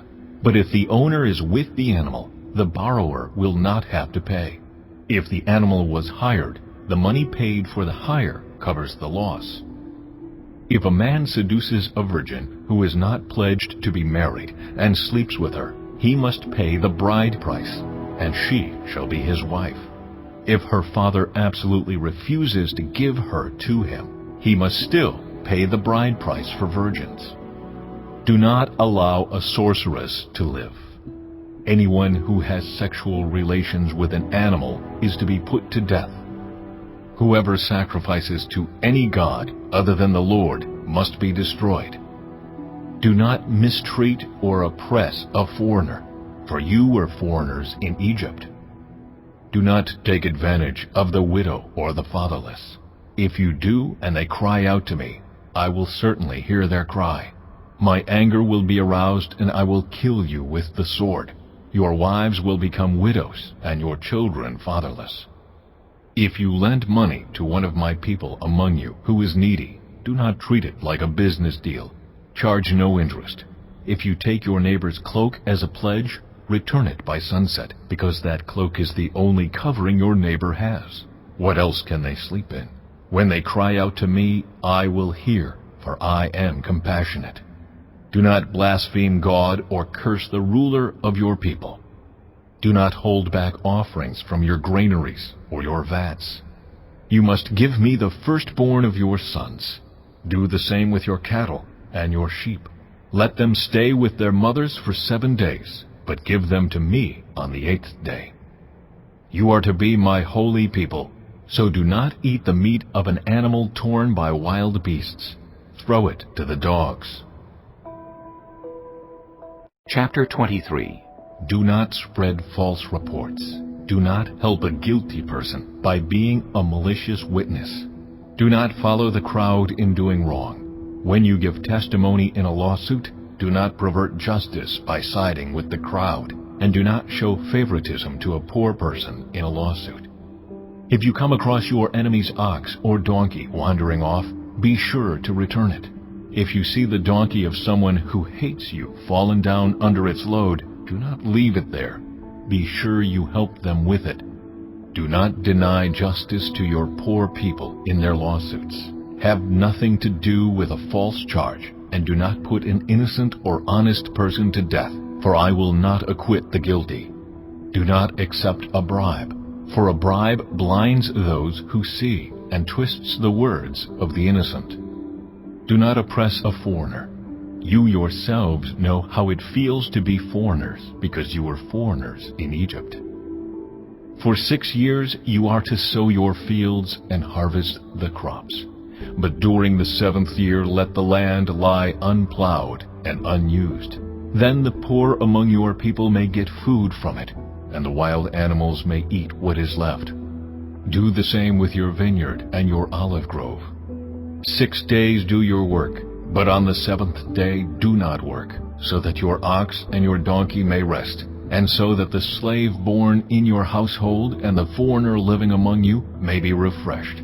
Be careful to do everything I have said to you. Do not invoke the names of other gods. Do not let them be heard on your lips.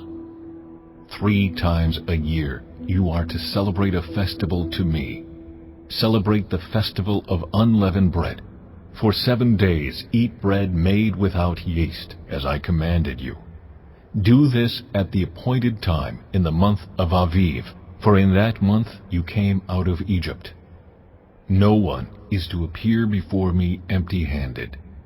Celebrate the festival of harvest with the first fruits of the crops you sow in your field.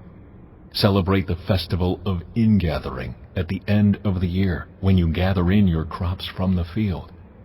3 times a year all the men are to appear before the sovereign Lord.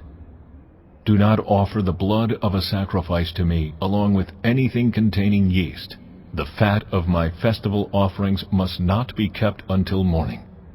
Bring the best of the first fruits of your soil to the house of the Lord your God. Do not cook a young goat in its mother's milk. See, I am sending an angel ahead of you to guard you along the way, and to bring you to the place I have prepared. Pay attention to him and listen to what he says. Do not rebel against him. He will not forgive your rebellion, since my name is in him. If you listen carefully to what he says and do all that I say, I will be an enemy to your enemies, and will oppose those who oppose you. My angel will go ahead of you and bring you into the land of the Amorites, Hittites, Perizzites, Canaanites, Hivites, and Jebusites, and I will wipe them out. Do not bow down before their gods or worship them or follow their practices. You must demolish them and break their sacred stones to pieces. Worship the Lord your God, and his blessing will be on your food and water. I will take away sickness from among you, and none will miscarry or be barren in your land. I will give you a full lifespan. I will send my terror ahead of you and throw into confusion every nation you encounter. I will make all your enemies turn their backs and run.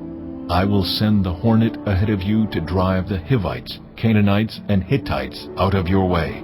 But I will not drive them out in a single year, because the land would become desolate and the wild animals too numerous for you.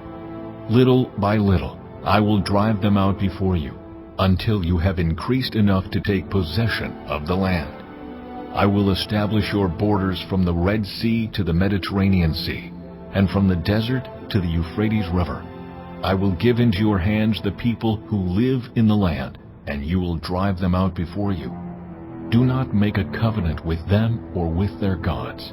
Do not let them live in your land, or they will cause you to sin against me, because the worship of their gods will certainly be a snare to you.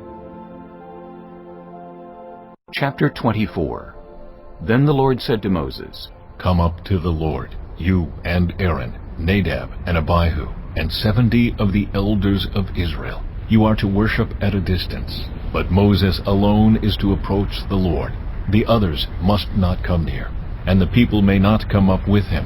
When Moses went and told the people all the Lord's words and laws, they responded with one voice, Everything the Lord has said we will do. Moses then wrote down everything the Lord had said. He got up early the next morning and built an altar at the foot of the mountain, and set up 12 stone pillars representing the 12 tribes of Israel. Then he sent young Israelite men, and they offered burnt offerings and sacrificed young bulls as fellowship offerings to the Lord. Moses took half of the blood and put it in bowls, and the other half he splashed against the altar. Then he took the book of the covenant and read it to the people. They responded, We will do everything the Lord has said. We will obey. Moses then took the blood, sprinkled it on the people, and said, This is the blood of the covenant that the Lord has made with you in accordance with all these words. Moses and Aaron, Nadab and Abihu, and the 70 elders of Israel went up, and saw the God of Israel. Under his feet was something like a pavement made of lapis lazuli, as bright blue as the sky. But God did not raise his hand against these leaders of the Israelites. They saw God, and they ate and drank. The Lord said to Moses, Come up to me on the mountain, and stay here, and I will give you the tablets of stone with the law and commandments I have written for their instruction.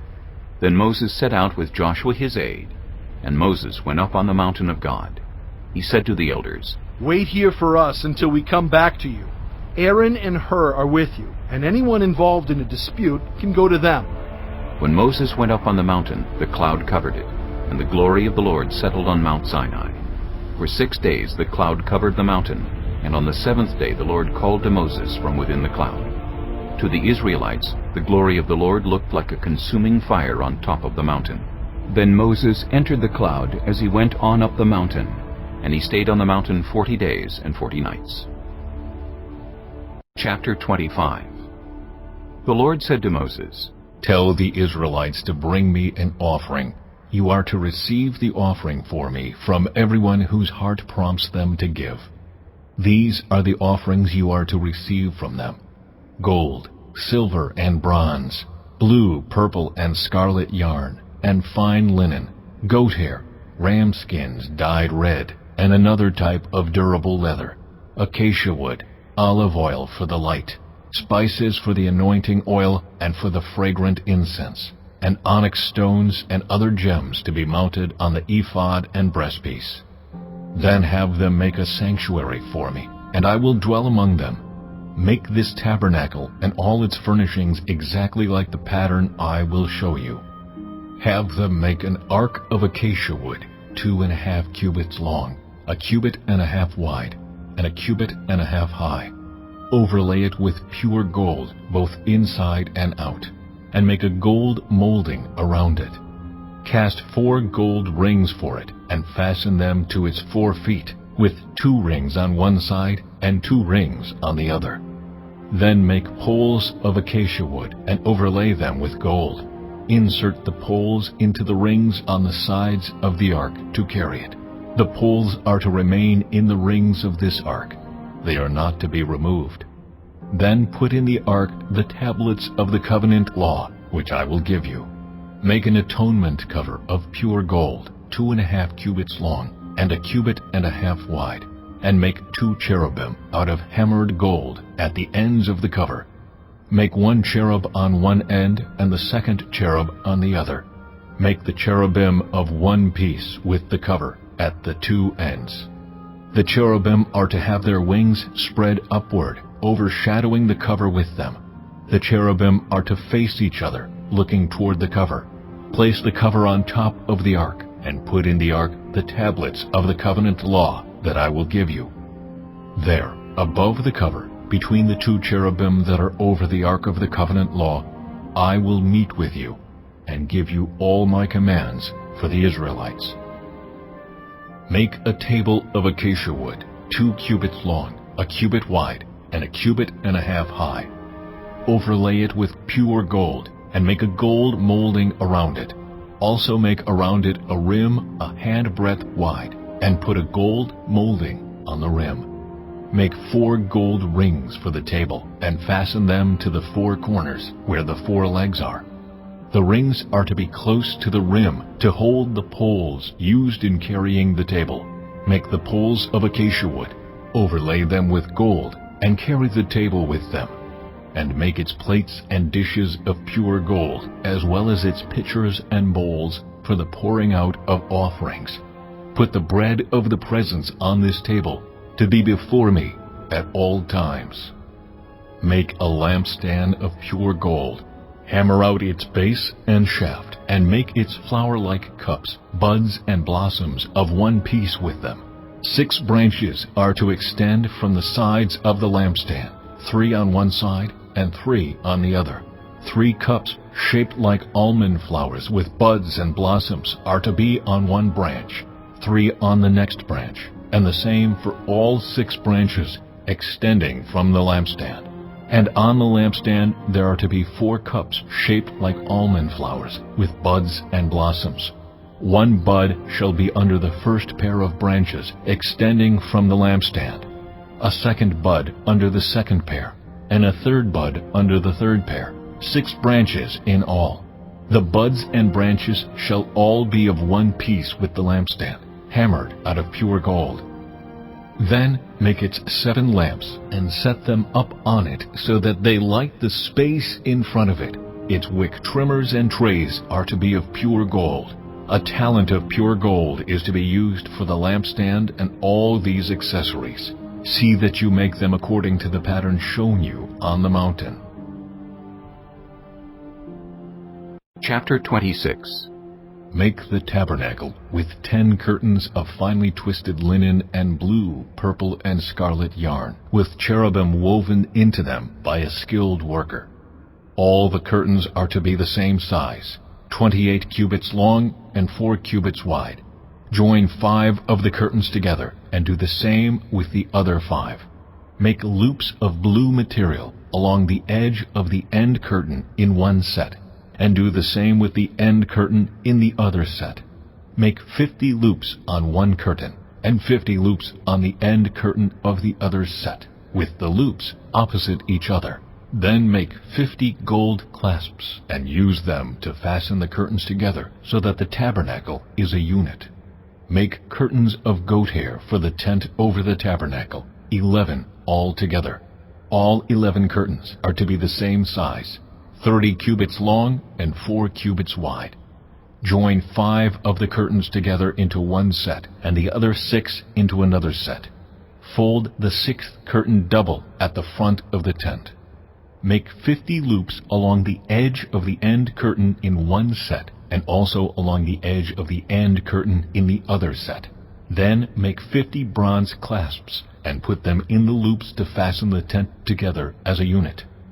As for the additional length of the tent curtains, the half curtain that is left over is to hang down at the rear of the tabernacle. The tent curtains will be a cubit longer on both sides. What is left will hang over the sides of the tabernacle so as to cover it. Make for the tent a covering of ram skins dyed red, and over that a covering of the other durable leather. Make upright frames of acacia wood for the tabernacle. Each frame is to be 10 cubits long and a cubit and a half wide, with 2 projections set parallel to each other. Make all the frames of the tabernacle in this way. Make 20 frames for the south side of the tabernacle, and make 40 silver bases to go under them, 2 bases for each frame, 1 under each projection. For the other side, the north side of the tabernacle, make 20 frames and 40 silver bases, 2 under each frame. Make 6 frames for the far end, that is, the west end of the tabernacle, and make 2 frames for the corners at the far end. At these 2 corners they must be double from the bottom all the way to the top, and fitted into a single ring. Both shall be like that. So there will be 8 frames and 16 silver bases, 2 under each frame.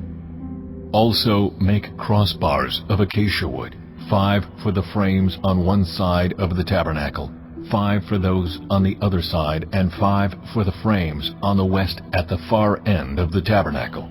The center crossbar is to extend from end to end at the middle of the frames. Overlay the frames with gold, and make gold rings to hold the crossbars. Also overlay the crossbars with gold. Set up the tabernacle according to the plan shown you on the mountain. Make a curtain of blue, purple, and scarlet yarn, and finely twisted linen, with cherubim woven into it by a skilled worker. Hang it with gold hooks on 4 posts of acacia wood, overlaid with gold, and standing on 4 silver bases. Hang the curtain from the clasps, and place the Ark of the Covenant law behind the curtain. The curtain will separate the holy place from the most holy place. Put the atonement cover on the Ark of the Covenant law in the most holy place. Place the table outside the curtain on the north side of the tabernacle, and put the lampstand opposite it on the south side. For the entrance to the tent, make a curtain of blue, purple, and scarlet yarn, and finely twisted linen, the work of an embroiderer. Make gold hooks for this curtain, and 5 posts of acacia wood overlaid with gold, and cast 5 bronze bases for them. Chapter 27. Build an altar of acacia wood, 3 cubits high. It is to be square, 5 cubits long and 5 cubits wide. Make a horn at each of the 4 corners, so that the horns and the altar are of one piece, and overlay the altar with bronze. Make all its utensils of bronze, its pots to remove the ashes, and its shovels, sprinkling bowls, meat forks, and fire pans. Make a grating for it, a bronze network, and make a bronze ring at each of the 4 corners of the network. Put it under the ledge of the altar, so that it is halfway up the altar.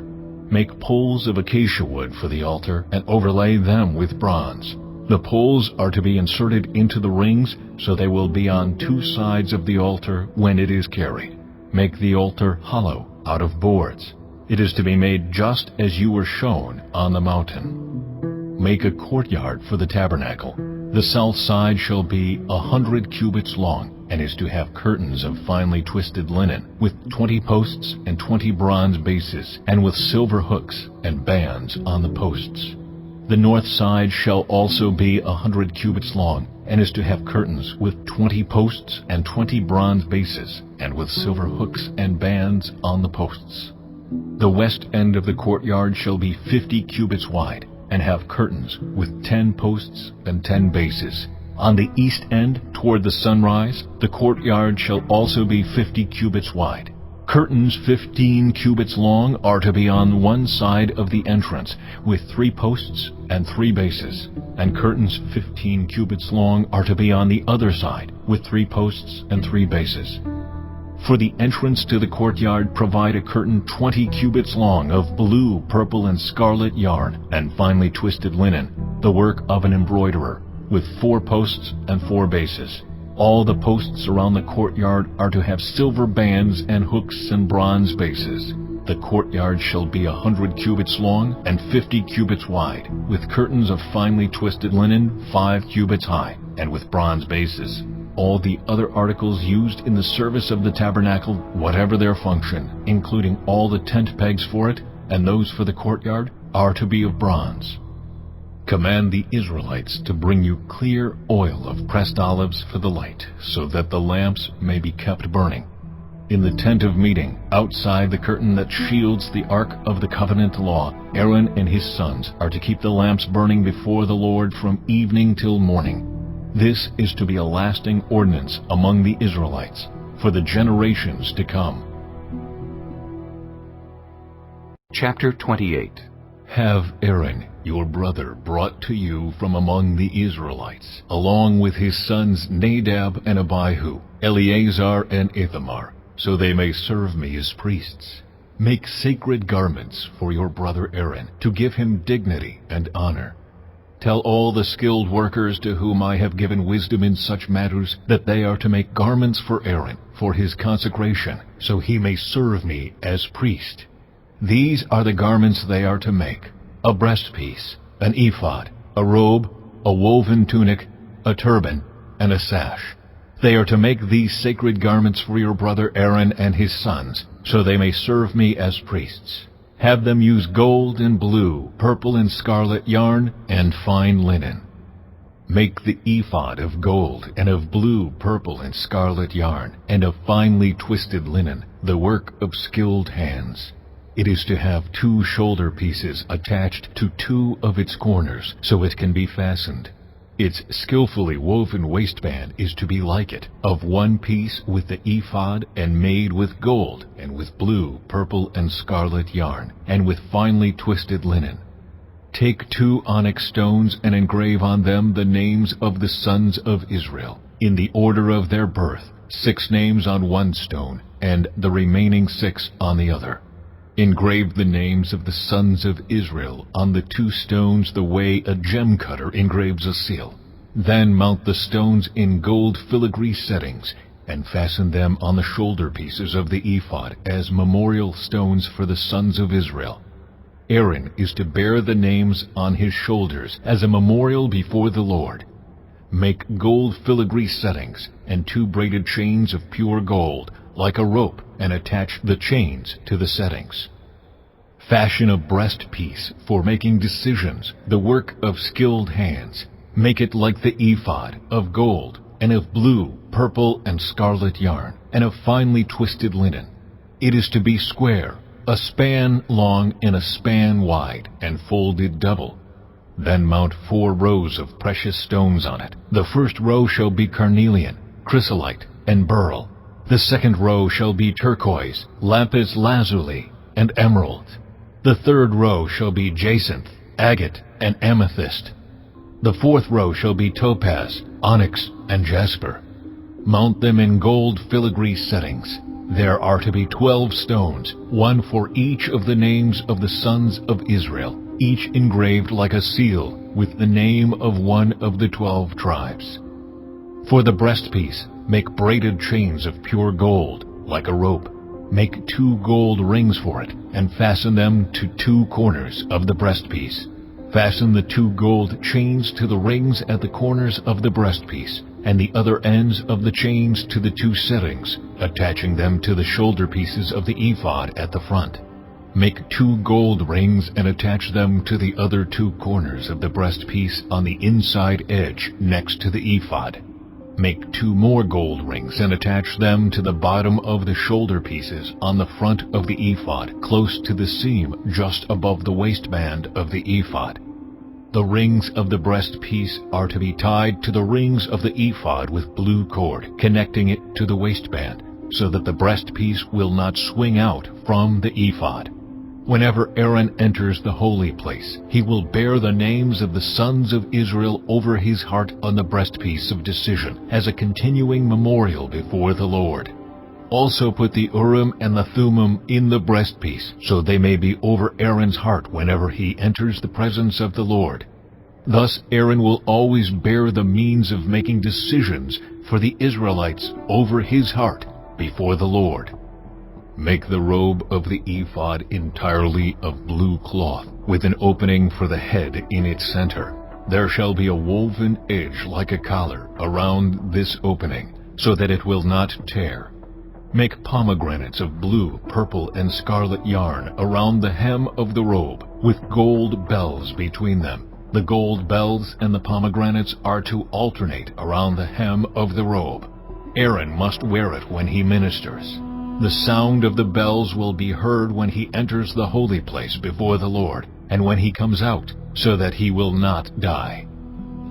Make a plate of pure gold, and engrave on it as on a seal, Holy to the Lord. Fasten a blue cord to it, to attach it to the turban. It is to be on the front of the turban. It will be on Aaron's forehead, and he will bear the guilt involved in the sacred gifts the Israelites consecrate, whatever their gifts may be. It will be on Aaron's forehead continually, so that they will be acceptable to the Lord. Weave the tunic of fine linen, and make the turban of fine linen. The sash is to be the work of an embroiderer. Make tunics, sashes, and caps for Aaron's sons, to give them dignity and honor. After you put these clothes on your brother Aaron and his sons, anoint and ordain them. Consecrate them, so they may serve me as priests. Make linen undergarments as a covering for the body, reaching from the waist to the thigh. Aaron and his sons must wear them whenever they enter the tent of meeting, or approach the altar to minister in the holy place, so that they will not incur guilt and die. This is to be a lasting ordinance for Aaron and his descendants. Chapter 29. This is what you are to do to consecrate them, so they may serve me as priests. Take a young bull and 2 rams without defect, and from the finest wheat flour make round loaves without yeast, thick loaves without yeast, and with olive oil mixed in, and thin loaves without yeast, and brushed with olive oil. Put them in a basket and present them along with the bull and the 2 rams. Then bring Aaron and his sons to the entrance to the tent of meeting and wash them with water. Take the garments and dress Aaron with the tunic, the robe of the ephod itself, and the breastpiece. Fasten the ephod on him by its skillfully woven waistband. Put the turban on his head and attach the sacred emblem to the turban. Take the anointing oil and anoint him by pouring it on his head. Bring his sons and dress them in tunics, and fasten caps on them. Then tie sashes on Aaron and his sons. The priesthood is theirs by a lasting ordinance. Then you shall ordain Aaron and his sons. Bring the bull to the front of the tent of meeting, and Aaron and his sons shall lay their hands on its head. Slaughter it in the Lord's presence at the entrance to the tent of meeting. Take some of the bull's blood and put it on the horns of the altar with your finger, and pour out the rest of it at the base of the altar. Then take all the fat on the internal organs, the long lobe of the liver, and both kidneys with the fat on them, and burn them on the altar. But burn the bull's flesh and its hide and its intestines outside the camp. It is a sin offering. Take one of the rams, and Aaron and his sons shall lay their hands on its head. Slaughter it, and take the blood and splash it against the sides of the altar. Cut the ram into pieces, and wash the internal organs and the legs, putting them with the head and the other pieces. Then burn the entire ram on the altar. It is a burnt offering to the Lord, a pleasing aroma, a food offering presented to the Lord. Take the other ram, and Aaron and his sons shall lay their hands on its head. Slaughter it. Take some of its blood and put it on the lobes of the right ears of Aaron and his sons, on the thumbs of their right hands, and on the big toes of their right feet. Then splash blood against the sides of the altar. And take some blood from the altar and some of the anointing oil, and sprinkle it on Aaron and his garments, and on his sons and their garments. Then he and his sons and their garments will be consecrated. Take from this ram the fat tail, the fat on the internal organs, the long lobe of the liver, both kidneys with the fat on them, and the right thigh. This is the ram for the ordination.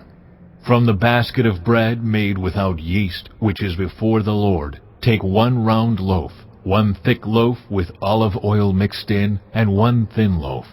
Put all these in the hands of Aaron and his sons, and have them wave them before the Lord as a wave offering.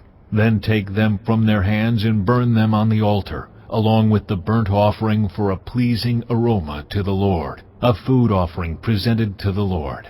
After you take the breast of the ram for Aaron's ordination, wave it before the Lord as a wave offering, and it will be your share. Consecrate those parts of the ordination ram that belong to Aaron and his sons, the breast that was waved and the thigh that was presented. This is always to be the perpetual share from the Israelites for Aaron and his sons. It is the contribution the Israelites are to make to the Lord from their fellowship offerings. Aaron's sacred garments will belong to his descendants so that they can be anointed and ordained in them. The son who succeeds him as priest and comes to the tent of meeting to minister in the holy place is to wear them 7 days. Take the ram for the ordination and cook the meat in a sacred place. At the entrance to the tent of meeting, Aaron and his sons are to eat the meat of the ram and the bread that is in the basket. They are to eat these offerings by which atonement was made for their ordination and consecration.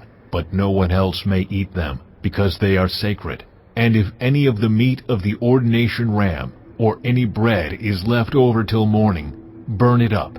It must not be eaten, because it is sacred.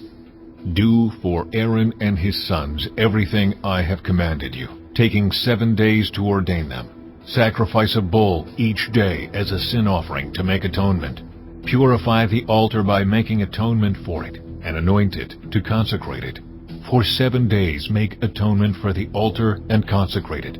Then the altar will be most holy, and whatever touches it will be holy. This is what you are to offer on the altar regularly, each day. 2 lambs a year old. Offer 1 in the morning and the other at twilight. With the first lamb offer 1/10 of an ephah of the finest flour mixed with 1/4 of a hin of oil from pressed olives, and 1/4 of a hin of wine as a drink offering. Sacrifice the other lamb at twilight with the same grain offering and its drink offering as in the morning, a pleasing aroma, a food offering presented to the Lord. For the generations to come, this burnt offering is to be made regularly at the entrance to the tent of meeting before the Lord. There I will meet you and speak to you. There also I will meet with the Israelites, and the place will be consecrated by my glory. So I will consecrate the tent of meeting and the altar, and will consecrate Aaron and his sons to serve me as priests. Then I will dwell among the Israelites and be their God. They will know that I am the Lord their God, who brought them out of Egypt so that I might dwell among them. I am the Lord their God. Chapter 30. Make an altar of acacia wood for burning incense. It is to be square, 1 cubit long and 1 cubit wide, and 2 cubits high, its horns of 1 piece with it. Overlay the top and all the sides and the horns with pure gold, and make a gold molding around it. Make 2 gold rings for the altar below the molding, 2 on each of the opposite sides, to hold the poles used to carry it. Make the poles of acacia wood and overlay them with gold. Put the altar in front of the curtain that shields the Ark of the Covenant Law, before the atonement cover that is over the tablets of the Covenant Law, where I will meet with you. Aaron must burn fragrant incense on the altar every morning when he tends the lamps. He must burn incense again when he lights the lamps at twilight, so incense will burn regularly before the Lord for the generations to come. Do not offer on this altar any other incense or any burnt offering or grain offering, and do not pour a drink offering on it. Once a year Aaron shall make atonement on its horns. This annual atonement must be made with the blood of the atoning sin offering for the generations to come. It is most holy to the Lord. Then the Lord said to Moses, When you take a census of the Israelites to count them, each one must pay the Lord a ransom for his life at the time he is counted. Then no plague will come on them when you number them. Each one who crosses over to those already counted is to give a half shekel, according to the sanctuary shekel, which weighs 20 gerahs. This half shekel is an offering to the Lord. All who cross over, those 20 years old or more, are to give an offering to the Lord. The rich are not to give more than a half shekel, and the poor are not to give less when you make the offering to the Lord to atone for your lives. Receive the atonement money from the Israelites and use it for the service of the tent of meeting. It will be a memorial for the Israelites before the Lord, making atonement for your lives. Then the Lord said to Moses, Make a bronze basin with its bronze stand for washing. Place it between the tent of meeting and the altar, and put water in it. Aaron and his sons are to wash their hands and feet with water from it. Whenever they enter the tent of meeting, they shall wash with water so that they will not die.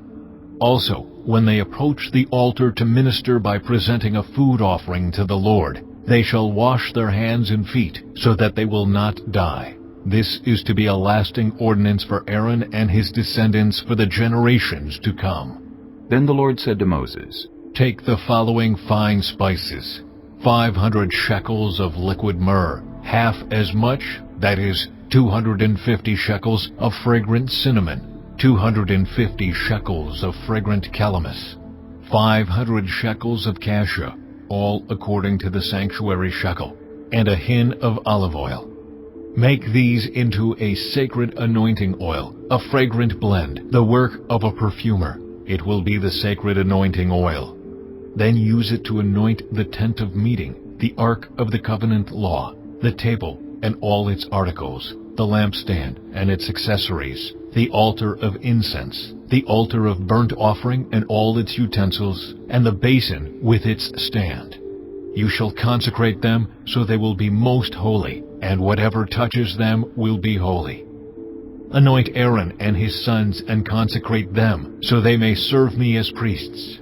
Say to the Israelites, This is to be my sacred anointing oil for the generations to come. Do not pour it on anyone else's body, and do not make any other oil using the same formula. It is sacred, and you are to consider it sacred. Whoever makes perfume like it and puts it on anyone other than a priest must be cut off from their people. Then the Lord said to Moses, Take fragrant spices, gum resin, onycha, and galbanum, and pure frankincense, all in equal amounts, and make a fragrant blend of incense, the work of a perfumer. It is to be salted and pure and sacred. Grind some of it to powder, and place it in front of the ark of the covenant law in the tent of meeting, where I will meet with you. It shall be most holy to you. Do not make any incense with this formula for yourselves. Consider it holy to the Lord. Whoever makes incense like it to enjoy its fragrance must be cut off from their people.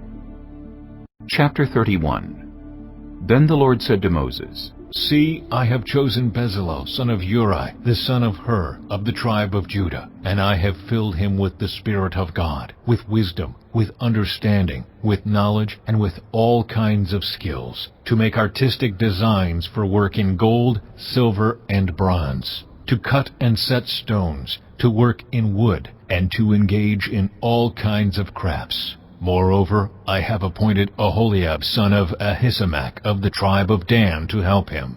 Also, I have given ability to all the skilled workers to make everything I have commanded you: the tent of meeting, the ark of the covenant law, with the atonement cover on it, and all the other furnishings of the tent, the table and its articles, the pure gold lampstand and all its accessories, the altar of incense, the altar of burnt offering and all its utensils, the basin with its stand, and also the woven garments, both the sacred garments for Aaron the priest and the garments for his sons when they serve as priests, and the anointing oil and fragrant incense for the holy place.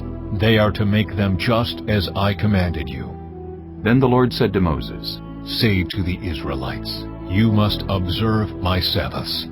This will be a sign between me and you for the generations to come, so you may know that I am the Lord who makes you holy.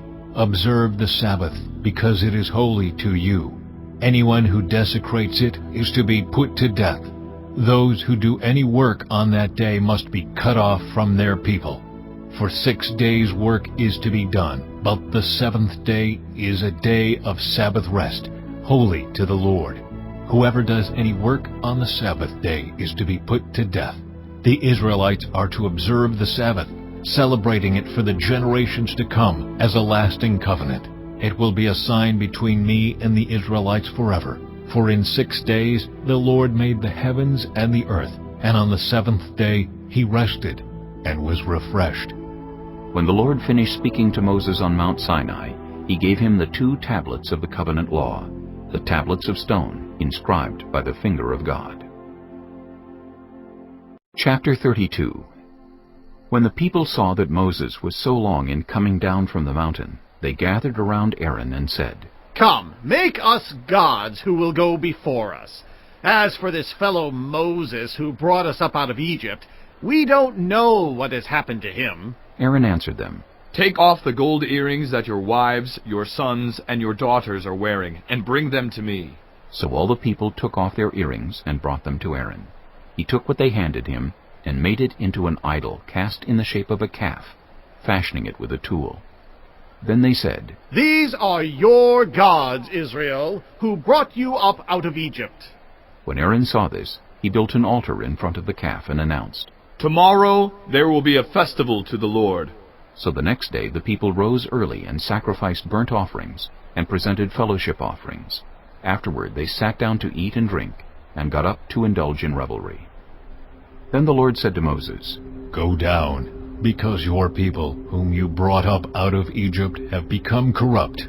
They have been quick to turn away from what I commanded them, and have made themselves an idol cast in the shape of a calf. They have bowed down to it and sacrificed to it, and have said, These are your gods, Israel, who brought you up out of Egypt.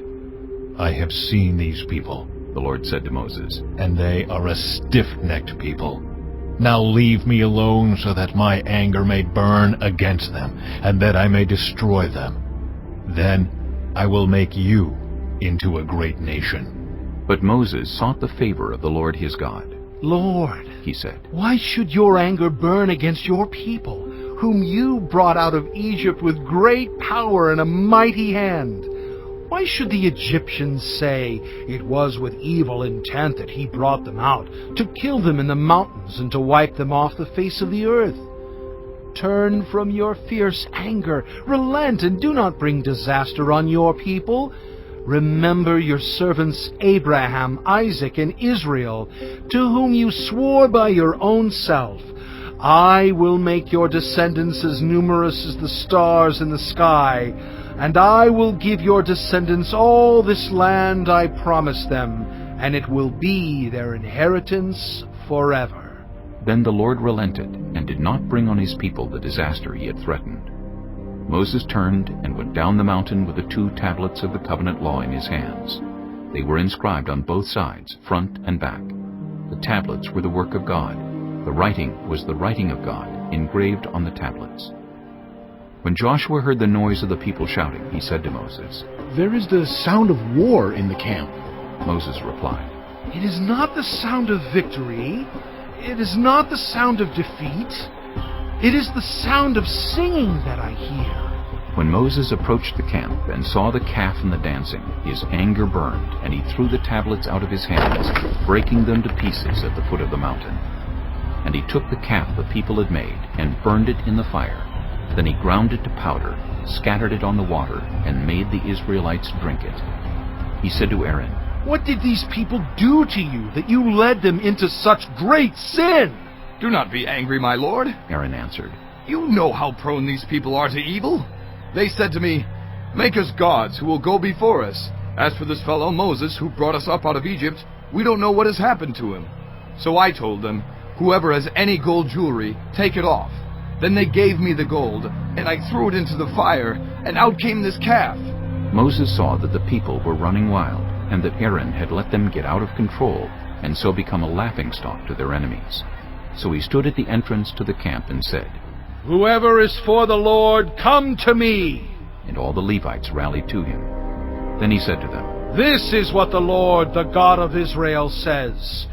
Each man strap a sword to his side. Go back and forth through the camp from one end to the other, each killing his brother and friend and neighbor." The Levites did as Moses commanded, and that day about 3,000 of the people died. Then Moses said, "You have been set apart to the Lord today, for you were against your own sons and brothers, and he has blessed you this day." The next day Moses said to the people, "You have committed a great sin, but now I will go up to the Lord. Perhaps I can make atonement for your sin." So Moses went back to the Lord and said, "Oh, what a great sin these people have committed! They have made themselves gods of gold. But now, please forgive their sin. But if not, then blot me out of the book you have written." The Lord replied to Moses, "Whoever has sinned against me, I will blot out of my book. Now go, lead the people to the place I spoke of, and my angel will go before you. However, when the time comes for me to punish, I will punish them for their sin." And the Lord struck the people with a plague because of what they did with the calf Aaron had made. Chapter 33. Then the Lord said to Moses, "Leave this place, you and the people you brought up out of Egypt, and go up to the land I promised on oath to Abraham, Isaac, and Jacob, saying, I will give it to your descendants. I will send an angel before you and drive out the Canaanites, Amorites, Hittites, Perizzites, Hivites, and Jebusites. Go up to the land flowing with milk and honey. But I will not go with you, because you are a stiff-necked people, and I might destroy you on the way." When the people heard these distressing words, they began to mourn, and no one put on any ornaments. For the Lord had said to Moses, "Tell the Israelites, you are a stiff-necked people. If I were to go with you even for a moment, I might destroy you. Now take off your ornaments, and I will decide what to do with you." So the Israelites stripped off their ornaments at Mount Horeb. Now Moses used to take a tent and pitch it outside the camp some distance away, calling it the tent of meeting. Anyone inquiring of the Lord would go to the tent of meeting outside the camp.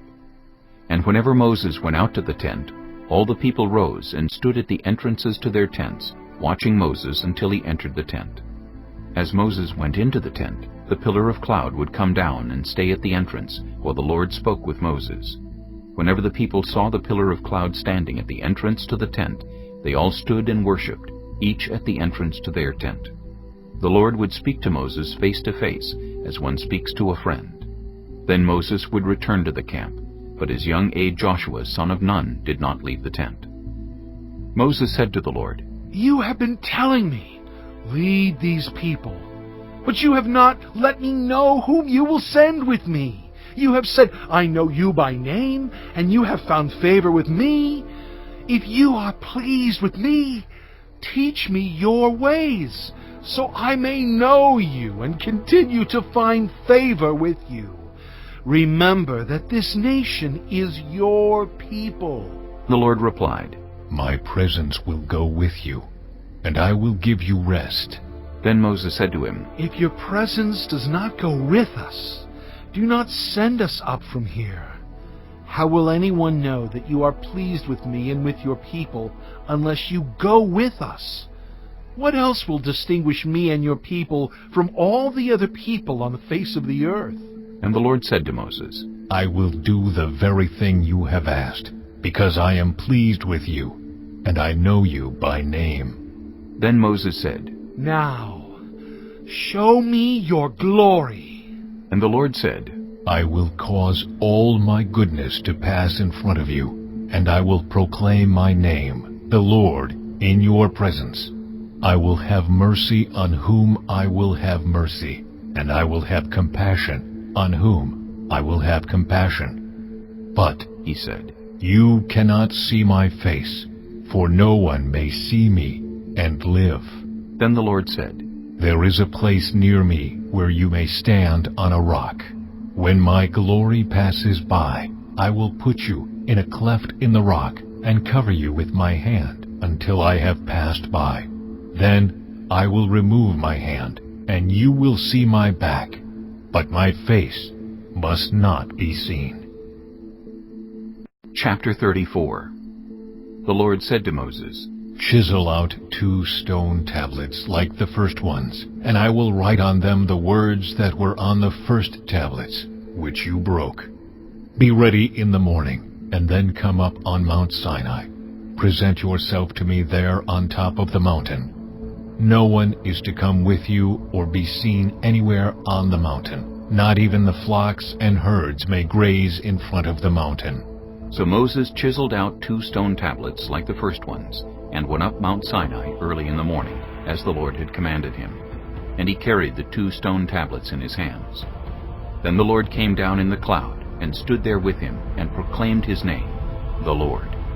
And he passed in front of Moses, proclaiming, The Lord, the compassionate and gracious God, slow to anger, abounding in love and faithfulness, maintaining love to thousands, and forgiving wickedness, rebellion, and sin. Yet he does not leave the guilty unpunished. He punishes the children and their children for the sin of the parents to the 3rd and 4th generation. Moses bowed to the ground at once and worshipped. Lord, he said, if I have found favor in your eyes, then let the Lord go with us. Although this is a stiff-necked people, forgive our wickedness and our sin, and take us as your inheritance. Then the Lord said, I am making a covenant with you. Before all your people I will do wonders never before done in any nation in all the world. The people you live among will see how awesome is the work that I, the Lord, will do for you. Obey what I command you today. I will drive out before you the Amorites, Canaanites, Hittites, Perizzites, Hivites, and Jebusites.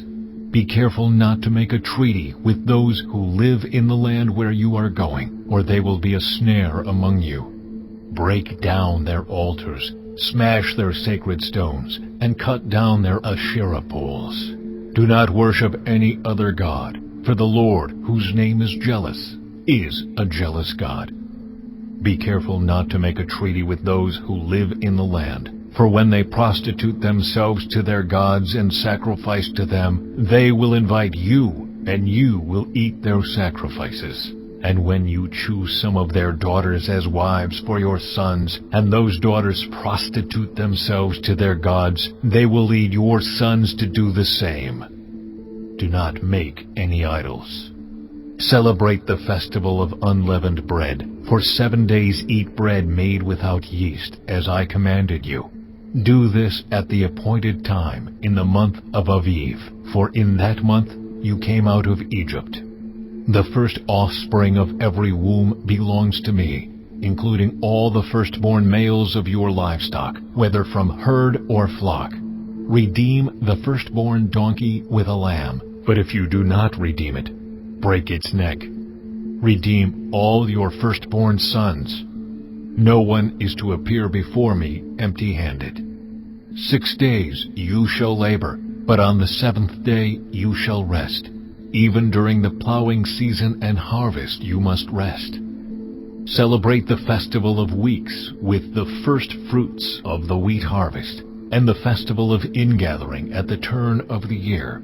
3 times a year all your men are to appear before the sovereign Lord, the God of Israel. I will drive out nations before you and enlarge your territory, and no one will covet your land when you go up 3 times each year to appear before the Lord your God. Do not offer the blood of a sacrifice to me along with anything containing yeast, and do not let any of the sacrifice from the Passover festival remain until morning. Bring the best of the firstfruits of your soil to the house of the Lord your God. Do not cook a young goat in its mother's milk.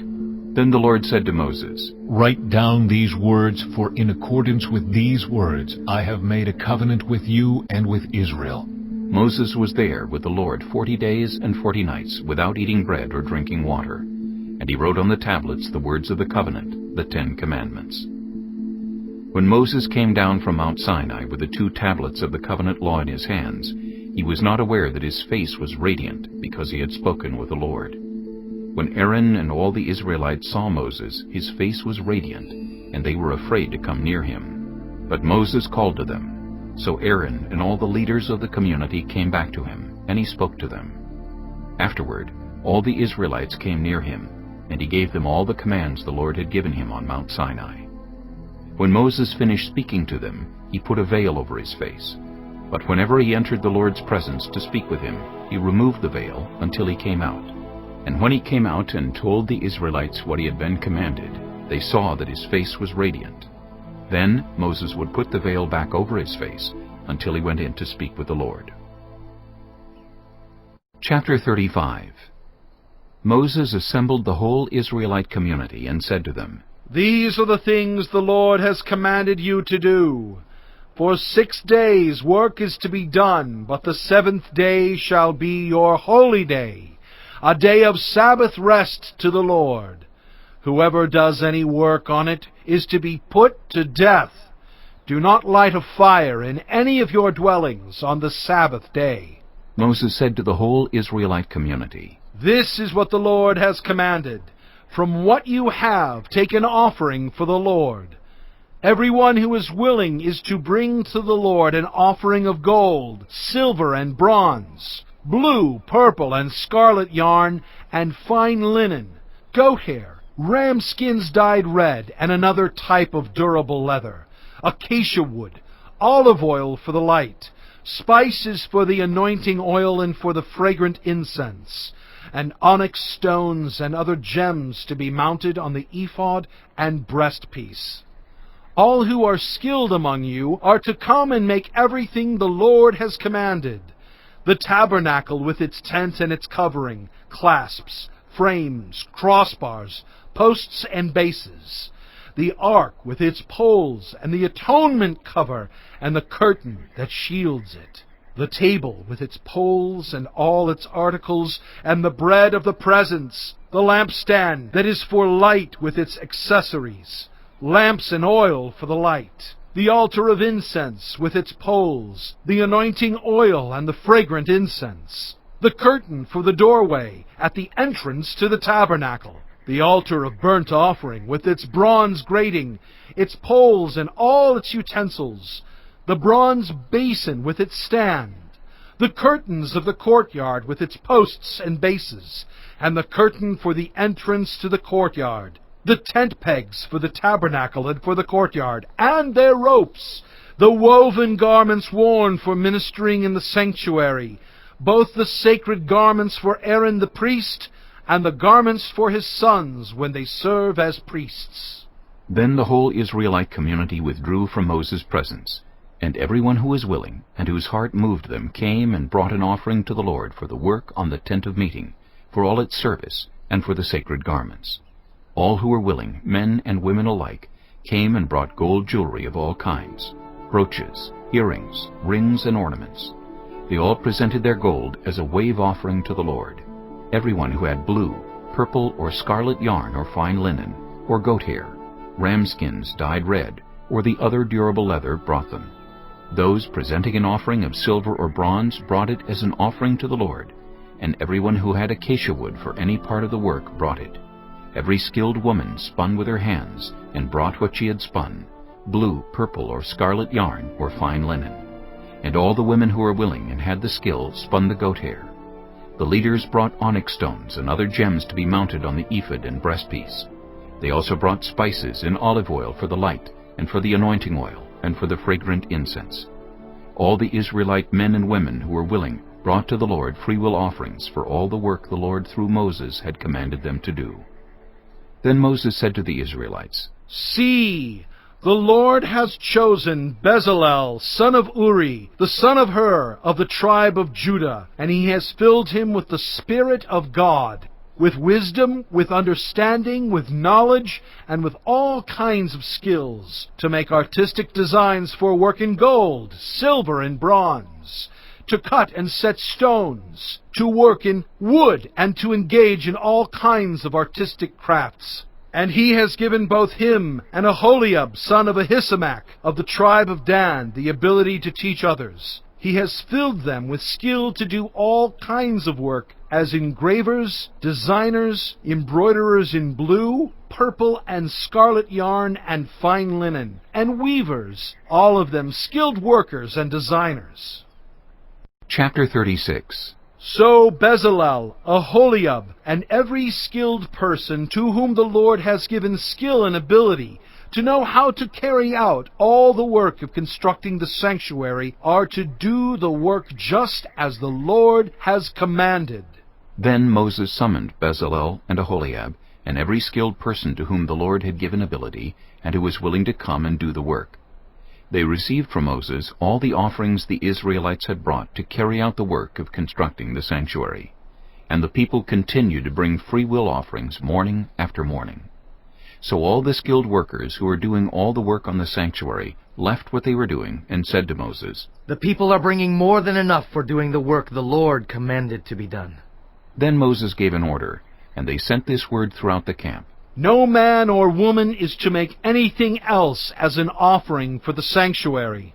And so the people were restrained from bringing more, because what they already had was more than enough to do all the work.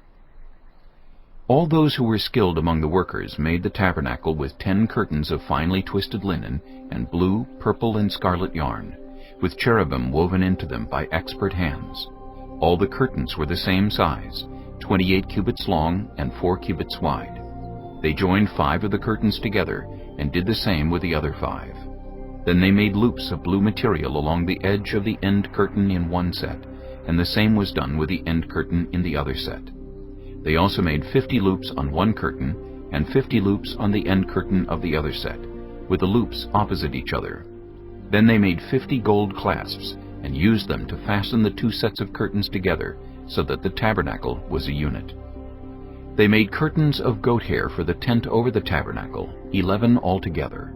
All 11 curtains were the same size, 30 cubits long and 4 cubits wide. They joined 5 of the curtains into one set, and the other 6 into another set. Then they made 50 loops along the edge of the end curtain in one set, and also along the edge of the end curtain in the other set. They made 50 bronze clasps to fasten the tent together as a unit. Then they made for the tent a covering of ram skins dyed red, and over that a covering of the other durable leather. They made upright frames of acacia wood for the tabernacle. Each frame was 10 cubits long and a cubit and a half wide, with 2 projections set parallel to each other. They made all the frames of the tabernacle in this way. They made 20 frames for the south side of the tabernacle, and made 40 silver bases to go under them, 2 bases for each frame, 1 under each projection. For the other side, the north side of the tabernacle, they made 20 frames, and 40 silver bases, 2 under each frame. They made 6 frames for the far end, that is, the west end of the tabernacle, and 2 frames were made for the corners of the tabernacle at the far end. At these 2 corners the frames were double from the bottom all the way to the top, and fitted into a single ring. Both were made alike. So there were 8 frames and 16 silver bases, 2 under each frame. They also made crossbars of acacia wood, 5 for the frames on one side of the tabernacle, 5 for those on the other side, and 5 for the frames on the west at the far end of the tabernacle. They made the center crossbar so that it extended from end to end at the middle of the frames. They overlaid the frames with gold, and made gold rings to hold the crossbars. They also overlaid the crossbars with gold. They made the curtain of blue, purple, and scarlet yarn and finely twisted linen, with cherubim woven into it by a skilled worker. They made 4 posts of acacia wood for it, and overlaid them with gold. They made gold hooks for them, and cast their 4 silver bases. For the entrance to the tent they made a curtain of blue, purple, and scarlet yarn and finely twisted linen, the work of an embroiderer. And they made 5 posts with hooks for them. They overlaid the tops of the posts and their bands with gold, and made their 5 bases of bronze. Chapter 37. Bezalel made the ark of acacia wood, 2.5 cubits long, 1.5 cubits wide, and 1.5 cubits high. He overlaid it with pure gold, both inside and out, and made a gold molding around it. He cast 4 gold rings for it, and fastened them to its 4 feet, with 2 rings on one side, and 2 rings on the other. Then he made poles of acacia wood, and overlaid them with gold, and he inserted the poles into the rings on the sides of the ark to carry it. He made the atonement cover of pure gold, 2.5 cubits long, and 1.5 cubits wide. Then he made 2 cherubim out of hammered gold at the ends of the cover. He made 1 cherub on one end, and the second cherub on the other. At the 2 ends he made them of one piece with the cover. The cherubim had their wings spread upward, overshadowing the cover with them. The cherubim faced each other, looking toward the cover. They made the table of acacia wood, 2 cubits long, 1 cubit wide, and 1.5 cubits high. Then they overlaid it with pure gold, and made a gold molding around it. They also made around it a rim a handbreadth wide, and put a gold molding on the rim. They cast 4 gold rings for the table, and fastened them to the 4 corners, where the 4 legs were. The rings were put close to the rim to hold the poles used in carrying the table. The poles for carrying the table were made of acacia wood, and were overlaid with gold. And they made from pure gold the articles for the table, its plates and dishes and bowls, and its pitchers for the pouring out of drink offerings. They made the lampstand of pure gold. They hammered out its base and shaft, and made its flower-like cups, buds and blossoms of one piece with them. 6 branches extended from the sides of the lampstand, 3 on one side and 3 on the other. 3 cups shaped like almond flowers with buds and blossoms were on one branch, 3 on the next branch, and the same for all 6 branches extending from the lampstand. And on the lampstand were 4 cups shaped like almond flowers with buds and blossoms. 1 bud was under the first pair of branches extending from the lampstand, a second bud under the second pair, and a third bud under the third pair, 6 branches in all. The buds and the branches were all of one piece with the lampstand, hammered out of pure gold. They made its 7 lamps, as well as its wick trimmers and trays of pure gold. They made the lampstand and all its accessories from 1 talent of pure gold. They made the altar of incense out of acacia wood. It was square, 1 cubit long and 1 cubit wide, and 2 cubits high, its horns of one piece with it. They overlaid the top and all the sides and the horns with pure gold, and made a gold molding around it. They made 2 gold rings below the molding, 2 on each of the opposite sides to hold the poles used to carry it. They made the poles of acacia wood, and overlaid them with gold.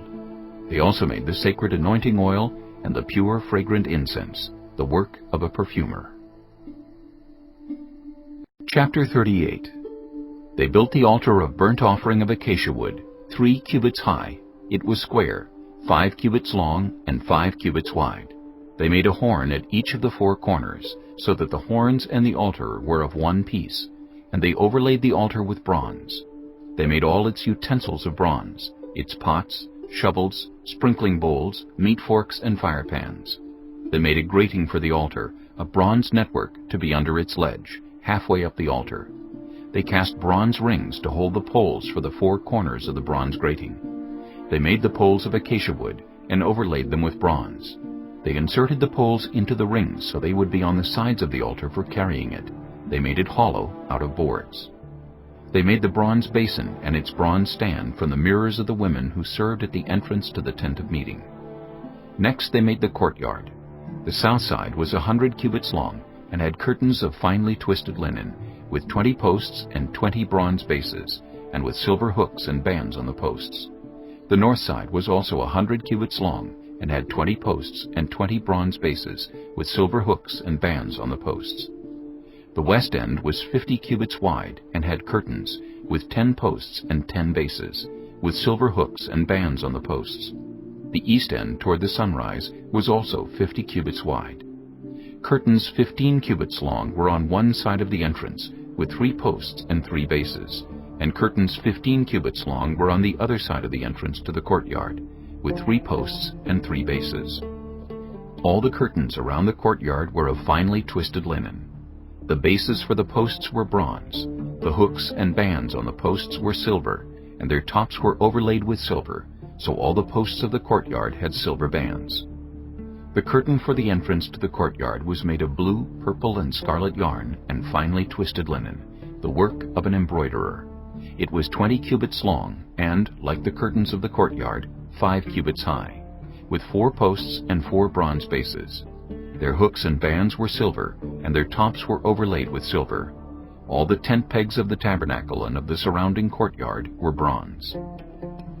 These are the amounts of the materials used for the tabernacle of the covenant law, which were recorded at Moses' command by the Levites under the direction of Ithamar, son of Aaron, the priest.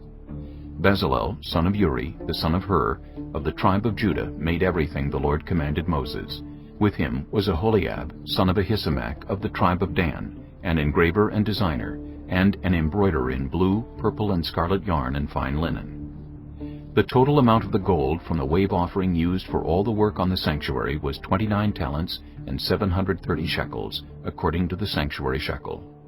The silver obtained from those of the community who were counted in the census was 100 talents and 1,775 shekels, according to the sanctuary shekel. 1 beka per person, that is, half a shekel, according to the sanctuary shekel, from everyone who had crossed over to those counted, 20 years old or more, a total of 603,550 men. The 100 talents of silver were used to cast the bases for the sanctuary and for the curtain. 100 bases from the 100 talents, 1 talent for each base. They used the 1,775 shekels to make the hooks for the posts, to overlay the tops of the posts, and to make their bands. The bronze from the wave offering was 70 talents and 2,400 shekels. They used it to make the bases for the entrance to the tent of meeting, the bronze altar with its bronze grating and all its utensils, the bases for the surrounding courtyard, and those for its entrance, and all the tent pegs for the tabernacle, and those for the surrounding courtyard. Chapter 39. From the blue, purple, and scarlet yarn they made woven garments for ministering in the sanctuary. They also made sacred garments for Aaron, as the Lord commanded Moses. They made the ephod of gold, and of blue, purple, and scarlet yarn, and of finely twisted linen. They hammered out thin sheets of gold, and cut strands to be worked into the blue, purple, and scarlet yarn and fine linen, the work of skilled hands. They made shoulder pieces for the ephod, which were attached to 2 of its corners, so it could be fastened. Its skillfully woven waistband was like it, of 1 piece with the ephod, and made with gold, and with blue, purple, and scarlet yarn, and with finely twisted linen, as the Lord commanded Moses. They mounted the onyx stones in gold filigree settings, and engraved them like a seal with the names of the sons of Israel. Then they fastened them on the shoulder pieces of the ephod as memorial stones for the sons of Israel, as the Lord commanded Moses. They fashioned the breastpiece, the work of a skilled craftsman. They made it like the ephod, of gold and of blue, purple, and scarlet yarn, and of finely twisted linen. It was square, a span long and a span wide, and folded double. Then they mounted 4 rows of precious stones on it. The first row was carnelian, chrysolite, and beryl. The second row was turquoise, lapis lazuli, and emerald. The third row was jacinth, agate, and amethyst. The fourth row was topaz, onyx, and jasper. They were mounted in gold filigree settings. There were 12 stones, 1 for each of the names of the sons of Israel, each engraved like a seal with the name of one of the 12 tribes. For the breastpiece they made braided chains of pure gold like a rope.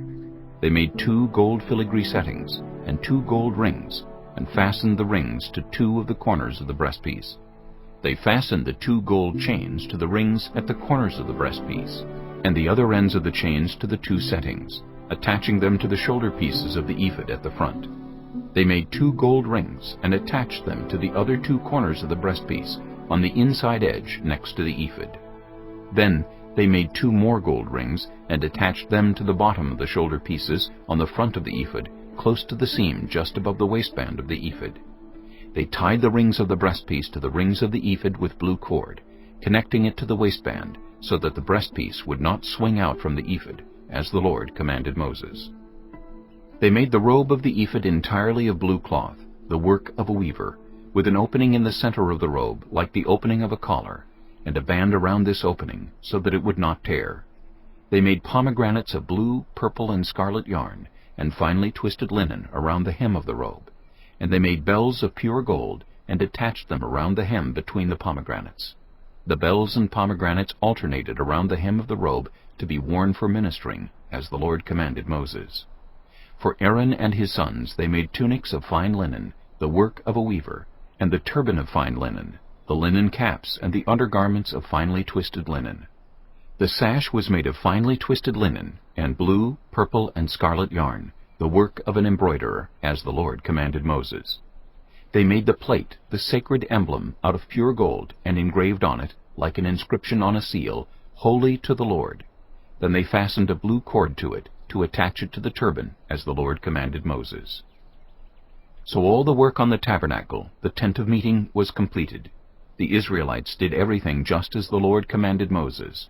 Then they brought the tabernacle to Moses, the tent and all its furnishings, its clasps, frames, crossbars, posts, and bases, the covering of ram skins dyed red, and the covering of another durable leather, and the shielding curtain, the ark of the covenant law with its poles, and the atonement cover, the table with all its articles, and the bread of the presence, the pure gold lampstand with its row of lamps and all its accessories, and the olive oil for the light, the gold altar, the anointing oil, the fragrant incense, and the curtain for the entrance to the tent, the bronze altar with its bronze grating, its poles and all its utensils, the basin with its stand, the curtains of the courtyard with its posts and bases, and the curtain for the entrance to the courtyard, the ropes and tent pegs for the courtyard, all the furnishings for the tabernacle, the tent of meeting, and the woven garments worn for ministering in the sanctuary, both the sacred garments for Aaron the priest and the garments for his sons when serving as priests. The Israelites had done all the work just as the Lord had commanded Moses. Moses inspected the work, and saw that they had done it just as the Lord had commanded. So Moses blessed them. Chapter 40. Then the Lord said to Moses, "Set up the tabernacle, the tent of meeting, on the first day of the first month. Place the ark of the covenant law in it, and shield the ark with the curtain. Bring in the table and set out what belongs on it. Then bring in the lampstand and set up its lamps. Place the gold altar of incense in front of the ark of the covenant law, and put the curtain at the entrance to the tabernacle. Place the altar of burnt offering in front of the entrance to the tabernacle, the tent of meeting. Place the basin between the tent of meeting and the altar, and put water in it. Set up the courtyard around it, and put the curtain at the entrance to the courtyard. Take the anointing oil, and anoint the tabernacle and everything in it. Consecrate it and all its furnishings, and it will be holy. Then anoint the altar of burnt offering and all its utensils. Consecrate the altar, and it will be most holy. Anoint the basin and its stand, and consecrate them. Bring Aaron and his sons to the entrance to the tent of meeting, and wash them with water. Then dress Aaron in the sacred garments. Anoint him and consecrate him, so he may serve me as priest. Bring his sons and dress them in tunics. Anoint them just as you anointed their father, so they may serve me as priests. Their anointing will be to a priesthood that will continue throughout their generations." Moses did everything just as the Lord commanded him. So the tabernacle was set up on the first day of the first month in the second year. When Moses set up the tabernacle, he put the bases in place, erected the frames, inserted the crossbars, and set up the posts. Then he spread the tent over the tabernacle, and put the covering over the tent, as the Lord commanded him. He took the tablets of the covenant law, and placed them in the ark, attached the poles to the ark, and put the atonement cover over it. Then he brought the ark into the tabernacle, and hung the shielding curtain, and shielded the ark of the covenant law, as the Lord commanded him. Moses placed the table in the tent of meeting on the north side of the tabernacle, outside the curtain, and set out the bread on it before the Lord, as the Lord commanded him. He placed the lampstand in the tent of meeting opposite the table on the south side of the tabernacle, and set up the lamps before the Lord, as the Lord commanded him. Moses placed the gold altar in the tent of meeting in front of the curtain, and burned fragrant incense on it, as the Lord commanded him. Then he put up the curtain at the entrance to the tabernacle. He set the altar of burnt offering near the entrance to the tabernacle, the tent of meeting, and offered on it burnt offerings and grain offerings, as the Lord commanded him. He placed the basin between the tent of meeting and the altar, and put water in it for washing. And Moses and Aaron and his sons used it to wash their hands and feet. They washed whenever they entered the tent of meeting or approached the altar, as the Lord commanded Moses. Then Moses set up the courtyard around the tabernacle and altar, and put up the curtain at the entrance to the courtyard. And so Moses finished the work. Then the cloud covered the tent of meeting, and the glory of the Lord filled the tabernacle. Moses could not enter the tent of meeting because the cloud had settled on it, and the glory of the Lord filled the tabernacle. In all the travels of the Israelites, whenever the cloud lifted from above the tabernacle, they would set out. But if the cloud did not lift, they did not set out, until the day it lifted. So the cloud of the Lord was over the tabernacle by day, and fire was in the cloud by night, in the sight of all the Israelites during all their travels.